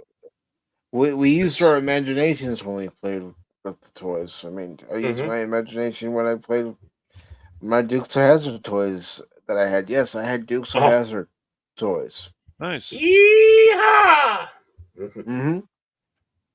The General Lee where you put them into the top, flip the top. Yes, yes, I had it. I had it. I wish I still did, but it was one of those things where I played with it so much, and I played with it pretty rough that it broke. Well, how can you not? You're jumping stuff with it, It's good old boys, never meaning no harm. Yep. I had this one toy truck that was just big enough to where I could put my G.I. Joes in it. Nice. Yeah, that's just it. We crossed our toys sometimes. I mean, I have one G.I. Joe. Unfortunately, the rubber inside of it you have for the articulation, of course, dried up and it's not together anymore. But it's like, okay, I got one of the. It was the infantryman. It's like, oh, maybe I can have this like a backup Star Wars character, a soldier or whatever, rebel soldier or a bounty hunter or something like that. I got my mom got me a 4-pack of Flash Gordon. It's Flash, one of the Mongol officers, Lion Man, and Lizard Woman. And it's like, yeah. I got some Battlestar Galactica ones too. and it's it's like they're still there. They're still a part of me. Some Buck Rogers, Buck Rogers, 25th century. So it's like they mean something, and I think it's because the imagination. It goes with that storytelling, appreciating storytelling, getting involved in your own storytelling, and a lot better than Pixels because, like you said, just like a lot of movies and games and whatever, they have to walk you through and tell you instead of having you figure out or come to the conclusion on your own point. Yeah, I mean, I can remember going over to my grandmother's on my mom's side, and I had a set of Lincoln Logs at my house, but she also had a set of Lincoln Logs for me at her house. Because at the time, I really loved Lincoln Logs. Yeah. And, I would bring my Optimus Prime over to her house. I would, build my Lincoln Logs and actually keep Optimus inside sometimes. Or if I had another Transformer, I didn't have very many, but if I had another Transformer over, then that would be a part of it too. And I would use my imagination. I remember having this bag where I would put some of my toys in this bag and bring them over to my grandmother's. It didn't matter what toy was in there. It could have been a mismatch of different toys, and I would do something with them. And the Legos, Lincoln Logs, and Lego Logs. That's cool. And I can remember my grandmother saying, "What you building there, Michael?" And I said, "Just building." You realize just building, Grandma. You realize this conversation is almost making Mike tempted to do a collector stream before the collector stream, a pre-collector stream. I've already said about the collector streams. I want them to be once a year. But it's still tempting. Special stream once a year. I know it's tempting, but I want them to be a special event, and I'm holding to that. Makes sense. Because he's holding to it, folks. If I do collector streams over and over and over again, then they wear out their novelty. I want them to be a special event. Oh, we're just a novelty to you. Okay, I see. I understand now. Oh, novelty. You know what? You can't win with anybody nowadays because everybody gets offended. Even Baron scream. Oh, gotcha. Novelty. Yeah. This is the world we live in, man. Come on, get with the times, man.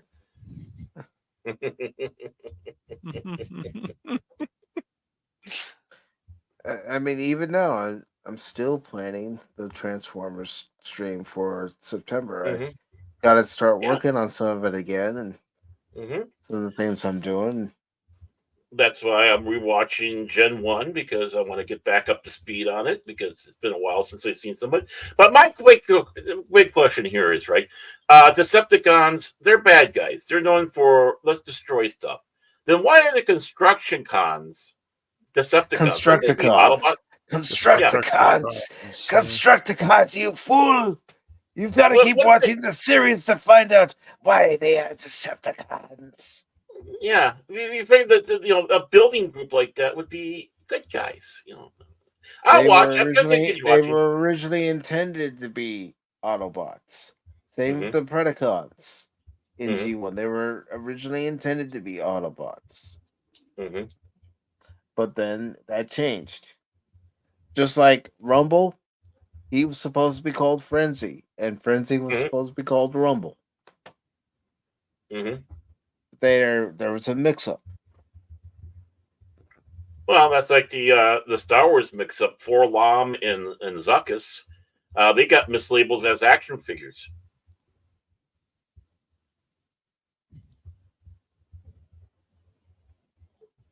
Really? Not mine. Brick Killerman. I didn't say you were. I did not say you were. With a trident. Man, don't forget.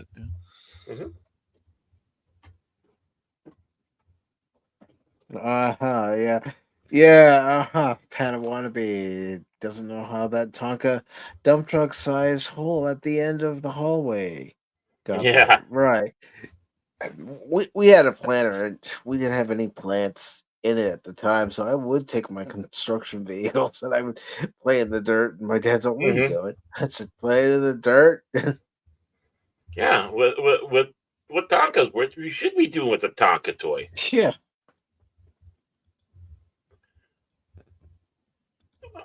I rescued a Tonka dump truck from a dumpster. One guy came to drop off his trash at a place I was working at. One of the things was a Tonka truck. It's like, it was it's well used, and there were little fixes on it. It's like, you don't ever throw away a metal Tonka toy. No. No. I mean, I'm sure I could give this to the right person. They'd clean it up and make it look all pretty. I mean,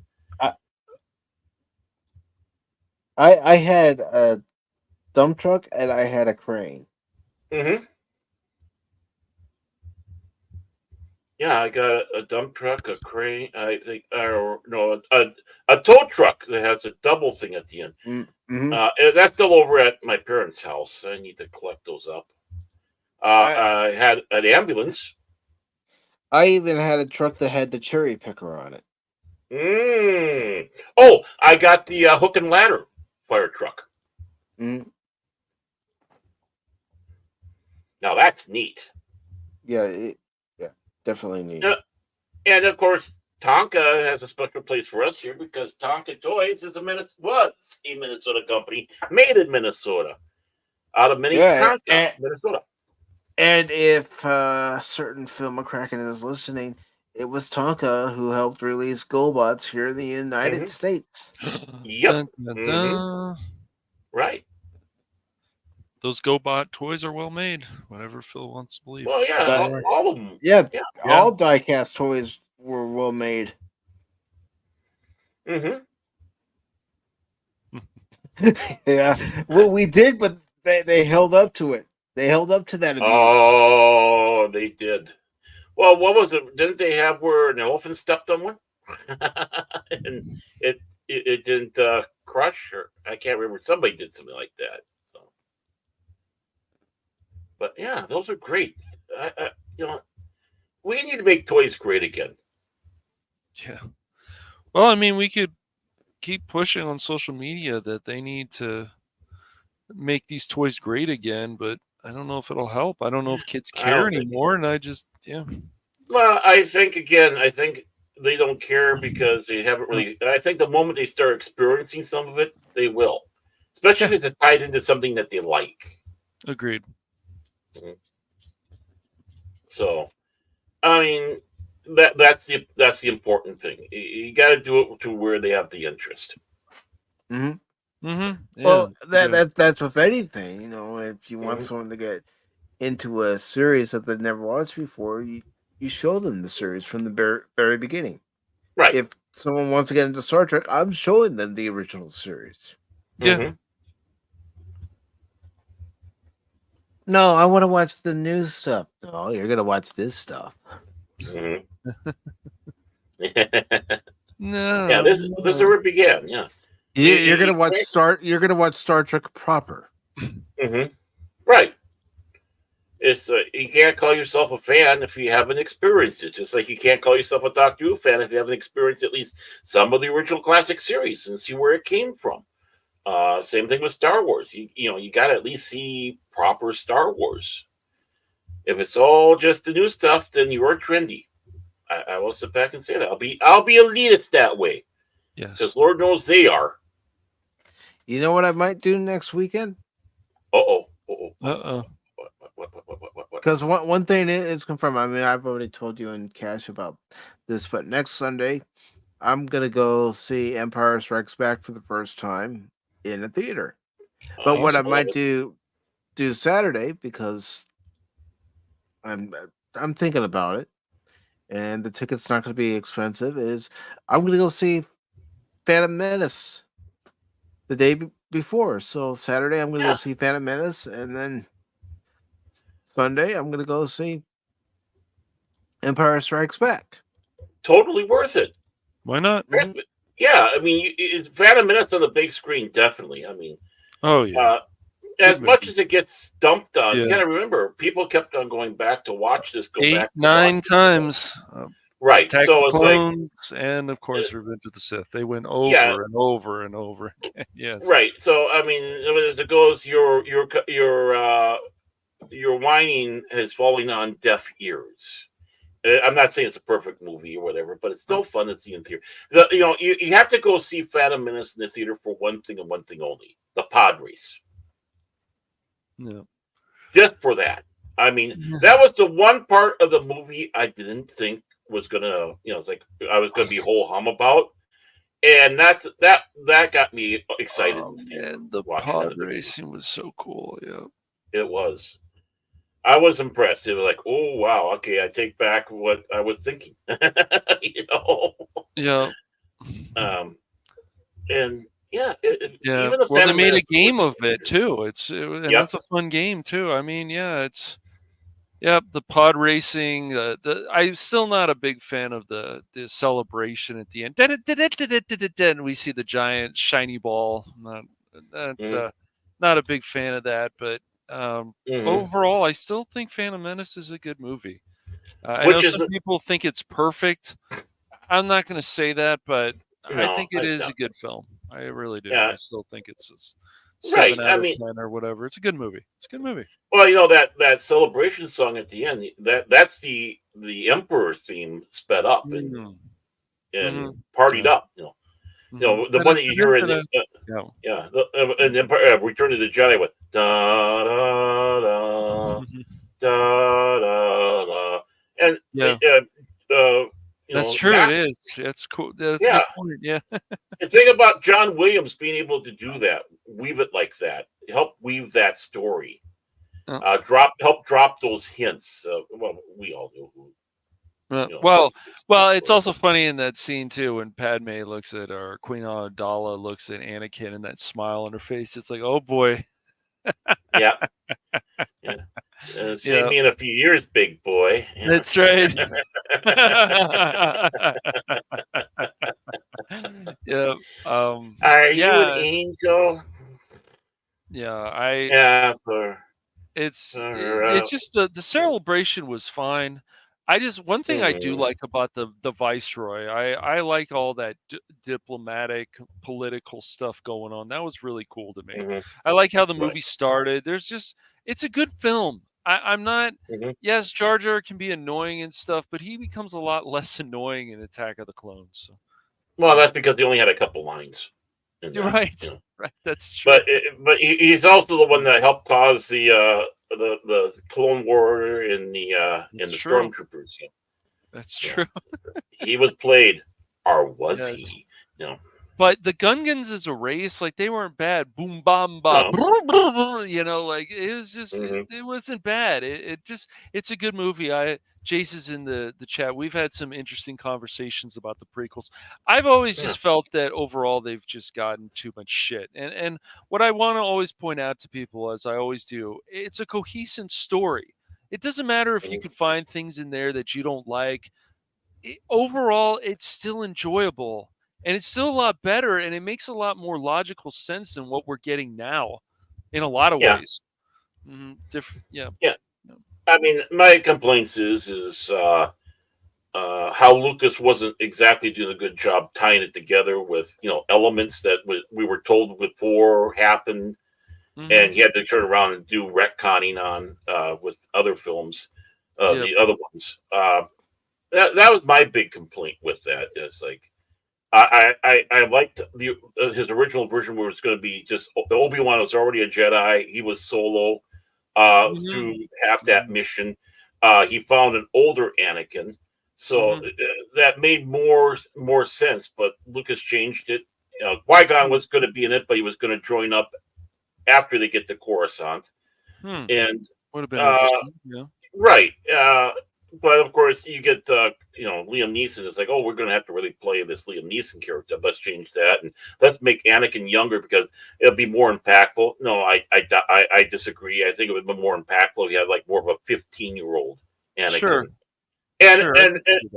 Yeah. And no offense to Jake Lloyd, this is not a assault on Jake Lloyd. No, It's more an assault on Lucas's directing abilities. When you have somebody younger, you need to be really good director to get a child actor out. And unfortunately, I don't think George had it. And that's why I don't. And then what? I don't remember any really big hate going against Hayden. I mean, not Jake Lloyd at all. I don't. I don't remember it at all. I don't remember people found him annoying, but I don't. Yeah. I didn't always pay attention to that stuff. I mean, even Yeah. Hayden Christensen, he's a good actor. I know some people say he's great. I'm like, nah, just the stuff I've seen him. He's a good actor. I'm not going to say he's bad. No. I could he have gotten better? Yeah, I guess. It also depends the roles people get too. Right. So how they're directed, yeah. Yeah, and I sense that Hayden Christensen is one of those director actors where he relies heavily on a director telling him on stuff. And again, that's nothing bad. But then again, you got to have a director who's good. And unfortunately, George isn't. Even George himself, I think, even admits that he's not. Faster, more intense, as they say. I think it's just also you don't want a bunch of yes men around you. Like, hey George, this is something we could do better. Hey George, we could do this better and do this. Yeah. Right. I think with any director, any kind of project, I think it's good to take feedback. I think it can be a problem where you just want to be an egomaniac about things and be like, no, this is the way it is, and that's it. No, that's not good. So what do we got for movie here? We got the box office mojo. They finally came out with their stuff. I guess so. The box office was finally updated. Yay! About time, losers. Hey, Baron, I also had a question. You said you never liked Alien all that much. Is it just the setup? Is it the characters you don't like as much? Is it just the no, I was just curious. It's not my thing. I mean, I don't hate it or whatever. It's just not my thing. Okay. I think it's in some ways brilliant, taking that horror and putting it into space. Right. Like they did in all that one. And, they borrowed from A. Van Volt's Voyage of the Space Beagle. They wanted to kind of ignore that they were using some of that as the influence for that. But, it's just, for me, it was just something that didn't really resonate with me. And I can understand why it resonated with others. I'm not saying it was a bad product or I hate it. Right. It's just not my thing. So when it comes around to horror, I'm more of your classic horror. Universal and even Hammer. Stuff like that I like. American Werewolf in London, Fright Night, stuff like that. I'm not necessarily for the let's go out and have the gore, shock effects, stuff like that. And that's just my taste. I mean, I don't like zombie stuff. Yeah, I understand that it can be when they oversaturate these certain properties, it can be too much, I feel. Yeah. And even before that too, I was never really a big zombie fan. I get that. Yeah. Yeah. What Jace was just saying, I just wanted to, because I just caught it. Yeah. No, I agree. Hayden, I'm sure he did. He likes the character a lot. He likes Anakin a lot. And I think he did a good job with it. And I think he did the best, definitely, with Revenge of the Sith. I think he had some of the best lines. He has some good ones in Attack of the Clones. But definitely was the best in Revenge of the Sith. Right, and my statement is not a criticism, downplaying him or attacking him at all. It's just that there certain actors, they're method actors. Some actors are actors. Some are director actors, and such. It's just people are individuals. Each one does things in their particular way, and I think I just get this feeling he is a director's actor, and. And faster, more intense isn't exactly the best way to direct him, but he did good. He did a good job. And all that. It was fun to poke fun at Anakin. The older one. But again, this poking fun. It's not attacking him. Right. I would not think of attacking him, just like I never thought about attacking Jake Lloyd or Ahmad Best or any of that stuff. But it's again, when you're fans and all that, you still have, you have an obligation and a duty to have fun and poke fun at your favorite properties. That's right. Because if you take it too serious, then you're in trouble. It's I supposed to agree. be fun. Mm-hmm. But And yeah, I know he did a lot of work. I know he did him and Ewan McGregor both did a lot of hard work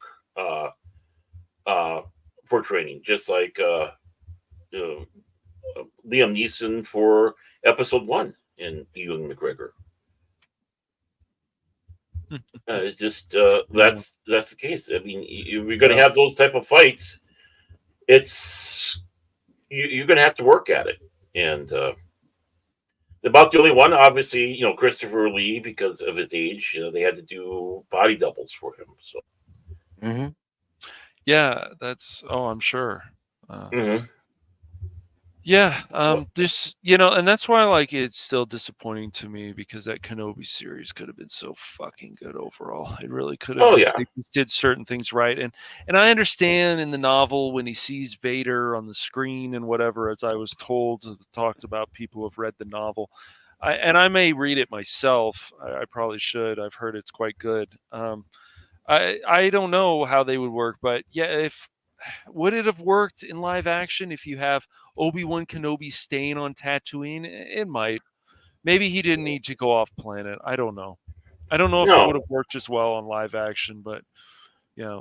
no, they should not have done it at all because again, what was his one job? His one task, the most Right. important task there was, to keep an eye on Luke, to keep him safe. Yes. And I guarantee you, if he had Inquisitors getting that close to young Luke, Vader would have known about it. Oh, absolutely. If he had any hint that Obi-Wan was also there, he would have been there in a heartbeat. I just the whole thing is like after finishing that whole show, and I know there'll never be a season 2, and there doesn't need to be. I have to. It's like no, Vader and Kenobi just didn't need to meet at that time. They really didn't. No, they really didn't. No, it ruins the impact of Star Wars on the Death Star. I agree. It ruins that impact where they finally boom come together at that end, and why? Just why? Fan service? Well, you're forgetting about other fans like me. Well, this is what they're doing to all these different franchises. They have to change it. Look at what's happened with Velma from Scooby-Doo. It's like, no, man, you guys have forgotten what so many people love about Scooby-Doo and that particular character so Mhm. lovable, likable, so special. Yeah. Right. Yeah. Yeah, exactly. I mean, quit destroying our stuff. That's all I gotta sit back and say. Quit destroying it. Quit. You're just going in the wrong direction. Like you don't want to understand it. And when you always say I'm going to make things better, it's like, no, you just need to add to it. Just add to it. But we can beat this drum until our brains explode. It's just add to it. Right. Yeah. Well, novels, comics, all that stuff is supplemental stuff. They shouldn't be needed to fully explain what you're trying to do in a movie or a TV show. No, I agree. And looking at the box office, I mean, you saw Frozen Empire. I mean, is that finally starting to make somewhat of a profit, Mike? I know you have. Well, I wouldn't say it is. I mean, Afterlife did very well for Sony. Very well. Yes. Well, yeah. I mean, remember the formula you got. There's so many different ways you can do that recipe, but don't start putting elements in there that don't belong. Sometimes you need to cut back on one thing and bring a little bit of the other that you have part of your recipe book, or sometimes, another way, or have an equal blend. But again, stay within what the parameters of your recipe is. Don't. I mean, if you notice with Ghostbusters Afterlife, it hasn't even cracked 200 million.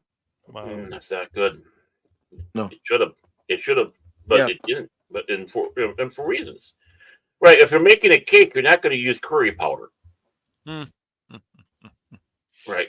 Yeah. I mean, You might add a little bit more extra chocolate, or maybe more vanilla, or whatever. But you're not going to go, well, while we're at it, let's throw some curry in there. No. Yeah. I think one of the most disappointing thing is always it's not so much like what they're all doing and lecturing people. It's just also the fact that all this money they're just leaving on the table for all these different projects, the things that they could really do because they have all this money available. And it's just they could do so much amazing stuff from DC, Marvel. Again, they can do it all kinds of cool stuff, and they just won't. They're like, this is what we have to focus on. But okay, guys, but it's losing money. And then when people want to argue about it, no, it's not. Unfortunately, they don't care. They that they're don't. losing money cash. They don't. I know. We No. know this. So Well, now they're starting to because now they they're may not getting start the backings that they were right. getting. Yeah. And now it's the scramble. It's like, well, maybe you should have been doing this in the first freaking place, instead of accepting all this backing from governments and government agencies to do your entertainment a certain way to get a certain message out. It's amazing what would happen. People have been clamoring to see your films if you're doing it the way you're supposed to. Yeah. And exactly. now it shows even more so the fraud that Hollywood is. Yes. You cannot trust any of the box office numbers and records that they try to sit back and tell us anymore now. Yeah, you look at all those movies besides Dune Part 2, like I know it's like, oh, but Henry Cavill's in this, but still it's like maybe if I'm going to watch this, I'll watch this on cable, or whatever. It's just you don't want to go to the movie theater for a lot of this stuff anymore because you're like, am I supposed to be excited about this? Well, yeah, you need to get the excitement. You got to get those proper tie-ins done. You got to, this isn't an event, right? You get your glasses from McDonald's, you get Burger King. Yes, exactly. Where, if it's associated with having toys, you get that toy line going out there, good quality but affordable toys, so the kids can play with it and get excited about it. And yeah, even books and novels or comics, if that's something that's going to be tied into it. But when you start doing R-rated stuff, you can't really do that, can you? No, you can't. That's why it always flabbergasted me when I was a kid, going back to Alien, right? But Kenner released an Alien toy for kids back when the movie came out. And as a kid at that time, I was kind of, not beside myself, but, it's like, huh? Because it's like, this is an R-rated movie. Why would you tie into an R-rated movie like that, a horror gore fest? Because, even back then, kids weren't, you didn't necessarily take kids to see a film like that. No, right? It's an adult film. But here you're marketing to kids. It's like, it didn't make sense to me. I mean, it's a neat looking toy, don't get me wrong. Yes. But that's just it. I mean, let's make Marvel films now R-rated films, and same thing with DC film. And, hey, let's have an R-rated Star Trek or R-rated Star Wars. Well, then how are you going to get that younger set when these films and these series? I would call Star Trek a family series back in the day. Anyone can sit down and watch it and enjoy it for the different stages of their lives, and you could have toys associated with it. You can't do it with Picard or STD or strange new stories. I mean, you can't. How can you tie it in when when you got that arrogant attitude? No, it's for adults now. It's not. Same thing with Star Wars. Let's start throwing in some bad language and stuff like that. No, I mean, you had your hells and dams, but again, you're not going to get that next generation. No. Star Wars is family. I know George sat back and said it's a kid's film, but really it's family, right? It's more than just kids' film. Star Trek, was it was a family fest. My former wife used to sit back and say, when it came down to a house, whenever Star Trek was on, that was everybody went and sat in front of the TV. Everyone. So we need that again. Quit pushing kids away, or the younger set, or whatever. Start being more truly inclusive. Mm-hmm. Yeah. It would be nice. Yeah, not the rainbow pony unicorn farts inclusive. I'm talking about truly inclusive. No, because like they still, even there, those characters become other stereotypes, so they become whiny. It's like, no, this is not that great, man. Mm-hmm. Yeah. I want this to grow. I want our fandom to grow. I want that new generation wrapped in, but there's nothing we can offer modern day for it, really. No, not No, really. that's why you have to show them the old stuff. That's why you have to, right. When they're old enough to watch a movie like Stripes, show them a movie like Stripes. Agreed. Mm-hmm. That's the fact. Animal House. No. Yeah. Oh. Blues Brothers. Definitely. And when they ask about Blues Brothers 2000, say to them the straight face. Yeah. That film is an anomaly. It's not real. It's part of your imagination. Yeah. Never heard of it. That's right. It's the Mandela effect. You got the Mandela effect going on there. Yep. But when it comes around to Blues Brothers, all you got to sit back and say, we're on a mission from God. That's right. Mm-hmm. Don't you be blasphemous in here. We got our smokes. Yeah. We're on a mission from God. Yeah. What a great film that was. Great movie, man. And it started as a skit on SNL. It's just like, they can turn this stuff in if they care enough. Like they tried they tried with stuff like Ladies Man and even Night at the Roxbury. It just they went overboard with it, but it might have been able to work. Maybe if they even did it with stuff. the Mary Catherine Gallagher skit, calling it Superstar, and it didn't work as a movie. Let's not forget it's Pat and Stuart Smalley. They did that. Yep, that's true. But let's look at the other big one that the one that actually did take off. Wayne's World. Wayne's World, the first one. Yeah, the first movie. Yeah. Well, the second one wasn't bad either. It was all right. Yeah. Yeah, but I mean, still compared to the other Saturday Night Live movies that they based off of characters. I mean, yeah, but remember Coneheads? Yeah. Not really, but yeah. That's the reason why. Yeah, Mandela effect. Yeah. Yeah. Wasn't again their shining moment with Coneheads, But some of the characters don't need to have. But they came from France. They ate Subway. Mm-hmm. And they ate mass quantities of Subway. Mass quantities. I mean, the Coneheads are great for it. And also, one of the shots they used one of the shots from Next Generation of a ship going at warp. Yeah. But yeah, I mean, Blues Brothers, Wayne's World, both of those definitely, boom, coming off of Saturday Night Live. Just because you had a skit on Saturday Night Live does not constitute a movie. No, and especially if you go overboard with it, which a lot of them did. I mean, you watch The Ladies Man, it's like, okay, I laugh at some of these parts, but a lot of this movie is really stupid, and not in a good way. Right. I mean, it's like doing We're Two Wild and Crazy Guys movie. No. I mean, even back then, it would not help. Or I'm Hans. He's Franz. We're gonna pump you up. Yeah, that one they did a whole movie. Whole movie like that. I don't think it would have worked. Not as a movie. No. I mean, they'd have to be. It could work if they had the right amount of talent and knowing how to do it. But then again, it would have been a fluke. It would have been a fluke if it was.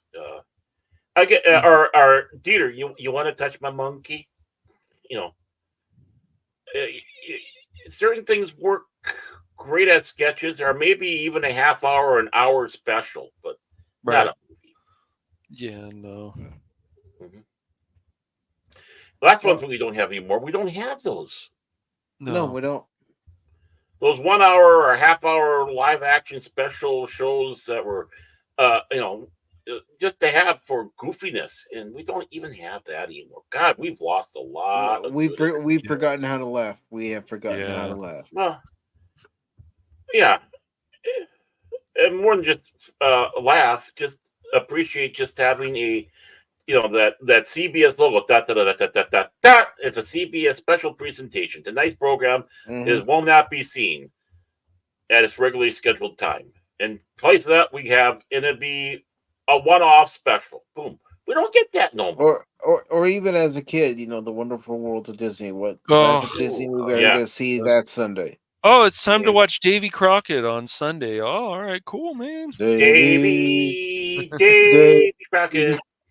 King of the wild frontier. Let me hear you shout it, Davy. My mom loved Davy Crockett. She did. Mm-hmm.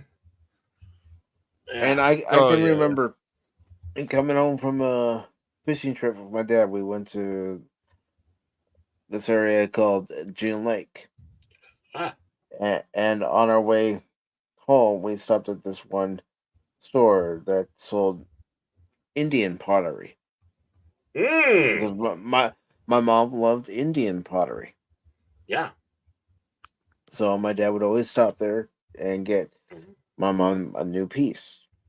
Mm-hmm. Well, one time we go in there, he gets her a new piece of pottery, and I see a coonskin hat. And I asked my dad for it. My dad bought it for me. My mom sees it. She says, "It's mine now." Yep. I saw that coming. Well, that's just it. I mean, and that's the thing. We have so many channels out there. Yes. That they're scampering to try, and paywalls. Let's not forget the paywalls. That they're trying to scramble to put entertainment on. It's time to dial back the channels and the paywalls, and then just start focusing on quality. Yeah, really. It's time to have a little less now, because you don't need one program on 5-6 different cable networks at a time, because being repeated. If that's all you can do to fill, you have too many channels. Mm-hmm. We don't need Andy Griffith on this channel, this channel, this channel, this channel, and this channel. That's true. We probably don't. No. Oh, come on! What do you got against Aunt B? Come on. No. She was a mean woman in real life. Oh, really? Yeah, she was. She did not like Andy Griffith, and she was very, very temperamental lady on that. And after the show, she became kind of a recluse. And she was not. From what I understand, she was not Aunt B, from what I understand. But still, but no, it's not having anything against it. But it's like, you change the channel, it's the same show or a commercial. It's like, well, there's barely anything that's even considered family anymore. I mean, no, it's usually going to be something like linked to like what they have with Young Sheldon. That is literally what a family show is. They have all the families, these kids growing up. Definitely different than The Big Bang. But the thing is, there isn't many family shows at all anymore. And we've talked about this before on stream, but there just isn't. It would be nice to have that again. Right. And even some of the stuff that we consider more for the adult shows, really, it's kind of tame. I mean, like Cheers or Night Court or such. But those weren't meant for kids. But honestly, you can have a kid sit down and watch it and be amused by it in one fashion. But they're drinking and smoking. Get over it. Who cares? There's some people, they make such a big deal about it. They bar. Warnings. You have to put warnings now on shows. There might be smoking in this show. Okay. Oh, no.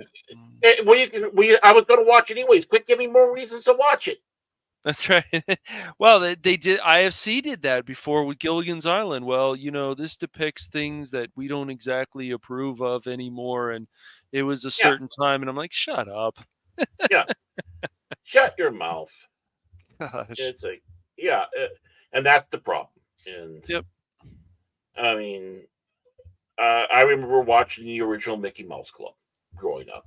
Black and white. I could swear it was in color, but growing up, I swore it was in color, but Yeah. but it was black and white, and the little bits they had, of course, they had like Spin and Marty little shorts in there, which again we got to put a warning in front of Spin and Marty. No, Spin and Marty's freaking wholesome. Yeah. No, I'm sure it is, man. And it's just it's they just have like it on Disney now. yeah, just Disney and Nickelodeon, they've all forgotten about like how much family there could be with their shows. Like, yeah, SpongeBob, I will say it still has good messages for kids and so on. But you give shows Phineas and Ferb, especially a lot of props if they can appeal to both kids and adults. Mm-hmm. Yeah, you need to have that ability to weave in several layers of humor.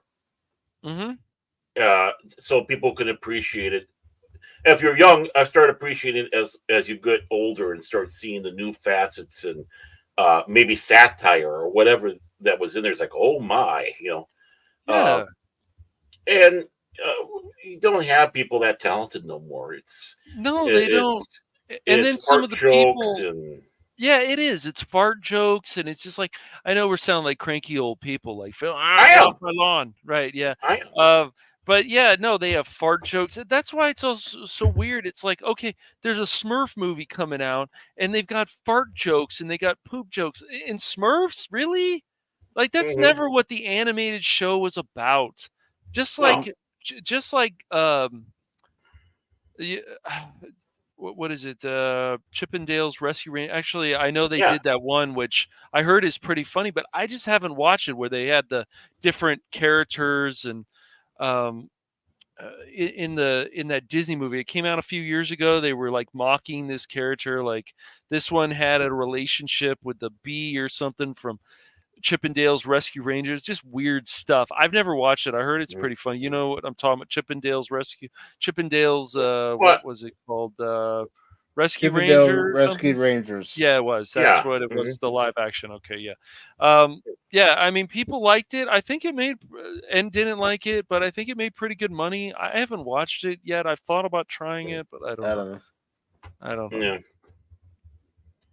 Yeah, Alvin and the Chipmunks, poop jokes. Mhm. I go back to this. They do a Three Stooges film. There has to be poop jokes. It's like, why, guys? Like, this is never what it was about. That wasn't the Three Stooges. That was not the Three Stooges. Yeah, it's ridiculous. No, it's about hitting each other over the head. It's not having a fecal fetish. Right, exactly. And yeah. So, time to go back to school, people. Seriously. Mm-hmm. You want to know how to make a good movie? Go back to school. Watch the stuff that you are so disgusted to want to see because you were told that you shouldn't be watching it because it's supposedly so horrible.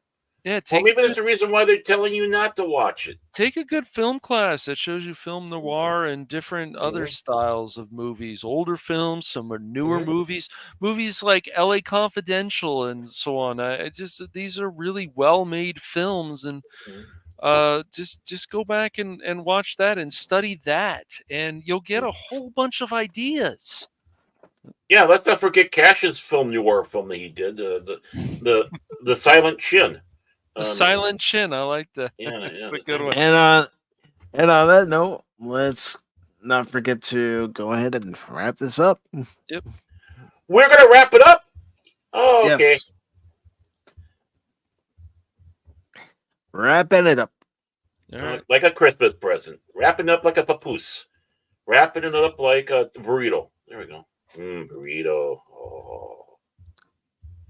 So before we wrap this up, is there anything either one of you would like to promote? Well, it's looking to be still on track. Saturday, 7 o'clock Central Daylight Time on Paranorman Tag's Phantom Legacy. Continuing our talk on Babylon 5 Season 5. It'll be part 3, so Mike and Cash will hopefully be there, as well as Lord Crit and the infamous, I said it, infamous, Philip J. McCracken. Yes. And coming up on the Phantom Hooligans, we've got the angriest Canadian of all, supposedly. We don't know exactly. We think he might be. But Angry Canadian will be my guest, and I will be playing this game East, and he'll be asking me questions about it, and I'll be doing a grind session for a few hours. So I'll be gaining more levels. Should be a lot of fun, and we'll be talking about also some other, probably while I'm playing it, some other Japanese RPGs that maybe some people don't know about still. Learn about that. So that'll be, that'll be on Tuesday at 10 p.m. Pacific Standard Time, because that works out well for Angry Canadian. And then I don't have this scheduled yet, but we will also, of course, on Friday at 6:30 p.m. we'll be back. We'll be killing robots, automatons, and bugs, and we'll be back with some more Helldivers too. So that'll be a lot of fun, and that'll be at 6:30 p.m. Pacific Standard Time. And then I'm still working on some videos. I'm probably going to be playing this game where this crab fights things, and I don't want to spoil too much of that, but it's got like a Dark Souls meets SpongeBob vibe to it. Cash has crabs. Playing as a cutesy looking crab thingy. Get out there and make me money. That's right. It's Mr. Krabs, but he's running around with a fork and he's stabbing other bigger crabs. It's Spudge Cash. Spudge Cash. But yeah, Sponge so that'll be Cash coming up. Square Chin. Oh, Square Chin, the greatest chin ever. Yes. Well, at least on Pop Talk. But yeah, so that'll be coming up. So yeah, some cool stuff on the Phantom Hooligans, and then coming up a little bit in the future will be when Mike's finally finished with Final Fantasy VII Rebirth. I think we'll be starting Double Dragon, the newest Double Dragon game. So that'll be fun. Ooh. Yeah. Controversy. Yeah. Double Dragon controversy. Actually, there is no Double Dragon controversy. There's been news that they're going to release an update for River City Girls 2, and it's going to include Jimmy and Billy Lee. It is, which makes sense. Which makes sense. But yeah, it takes place in the same universe, so it does. Yep. Well, I'm going to start a controversy then. Okay, you do that. Yeah, I do. Aren't you always starting controversies? Isn't his own controversy? I'm trying. He goes outside of his home and said, "Controversy!" And people are like, "Shenanigans! Shut up!" And then he goes, "Shenanigans!" And somebody else goes, "Shut up!" He's like, "No!" Yeah. Shenanigans! Yeah. Oh, you done? Yeah, I'm done. I'm just done. Yeah, I'm done. I was just showing some of the fun comments, especially talking about the Tonka trucks. Oh yeah, I know I saw them before, but I was just showing them again. Tonka. But yeah, there's definitely going to be a lot of stuff still coming up on the Phantom Hooligans, and then of course on the Rumble channel there'll be some backup stuff on there. Cash Money Madness, all one word. So yeah. I want to be a Phantom Hooligan. I'll talk to Matt about it. Okay, I want to be a fan. I want to be a Phantom Hooligan. I want the secret to go to ring. I want to know the secret handshake. I want to be a Phantom Hooligan. Okay. Oh, God. Right. You are a follower, not a leader. That's right. I want to do it. Come on, man. Let me in. Let me join your club, please. He'll be out there each and every morning. Can I join? Can I join? Can I join? Go away. Shine your head, Mr. Reisman. I'll be more than happy to shine your head, make sure everything's okay. Shine your chin, Mr. Cash. But as come far as come on. Yeah. All right. Anyway. That's how I got this job. Shut up, Aaron. As far as what's coming up on Pacific414, on Tuesday, I am going to play more Final Fantasy VII Rebirth. I'm getting closer to the end. Not quite there yet, but I'm getting closer. I still have 3 more chapters of the game to get through, so that'll be at 6 p.m. Eastern Tuesday on the YouTube channel, the Rumble channel, and the Twitch channel.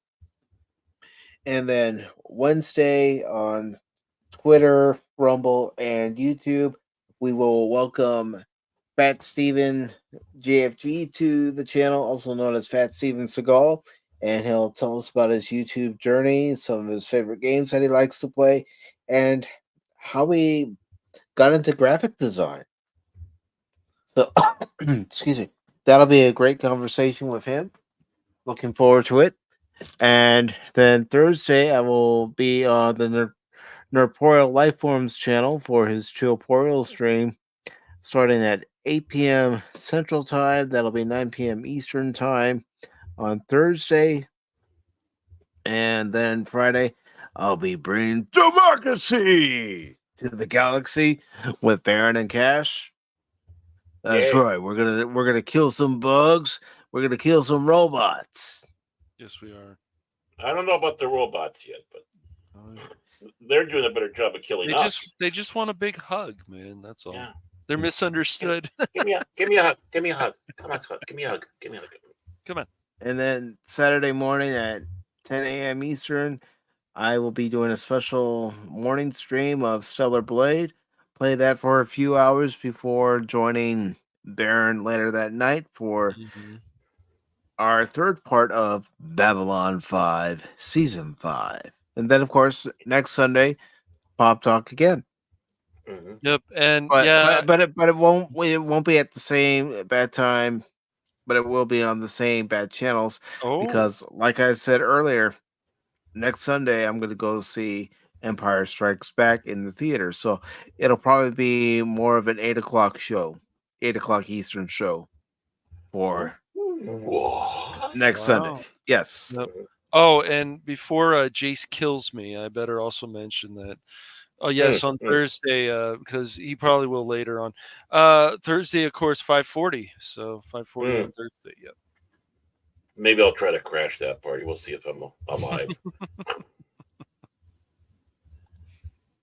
But at this time, I want to thank everybody for watching this over on Twitter, over on the YouTube channels, Pacific414, Phantom Hooligans, Baron Norman Tags, Phantom Legacy, and also Baron Norman Tags Facebook. Thank you all very much. And of course, I do want to say hello to Cool Frog over on Rumble. Thank you for stopping by. Good to see you. Ribbit. And I also want to thank those of you who stopped by on YouTube. We had, of course, TGAP Steve with his latest iteration of Beverly Hills 414. Steve, you need to come to my office after the show. We need to have a talk.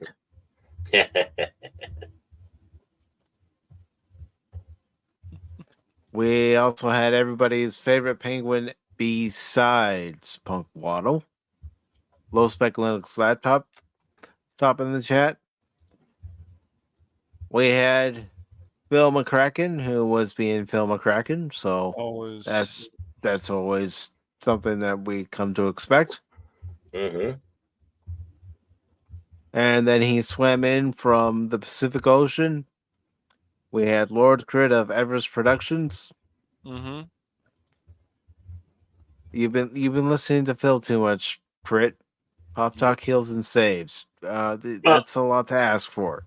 Well, see, while he was out there, so when he got harpooned, but then he started listening to us, and it healed him. It healed him. It went away. So, and we also had Pops stop by. Good to see you, Pops. Yep. Always good to see him, and you can catch him on Tuesday for Talk Hard, and I'm sure he's going to have a great topic to discuss, usually a movie or TV show topic. I'm not sure what it is for this week, but I will check later on. But it's always good to see Pops. Leia Rose was here. Good to see you, Leia Rose. Always. Tim Spock was here. He was looking for the resident Vulcan Spock, but Spock wasn't on. Nope. Good to see you, Tim. Yep. We also had Jed Sparks, Prismatics, Anonymous, Anonymous, of course, Whoopa Troopa. Yes, Megatron. Because he's a Woopa Troopa, mighty little Pokemon going. No, sorry. And also Jason Fox of 540 Studio. Thank you all for, again, watching, supporting us. We can't do this without you.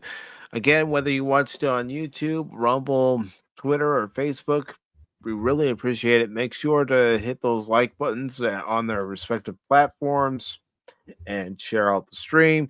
Consider following and subscribing to everybody's channel.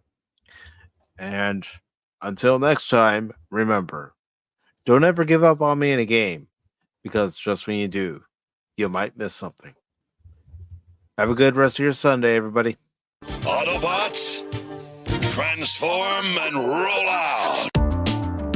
Yeah, everybody on my channel, I'm sorry. I'm so very, very sorry.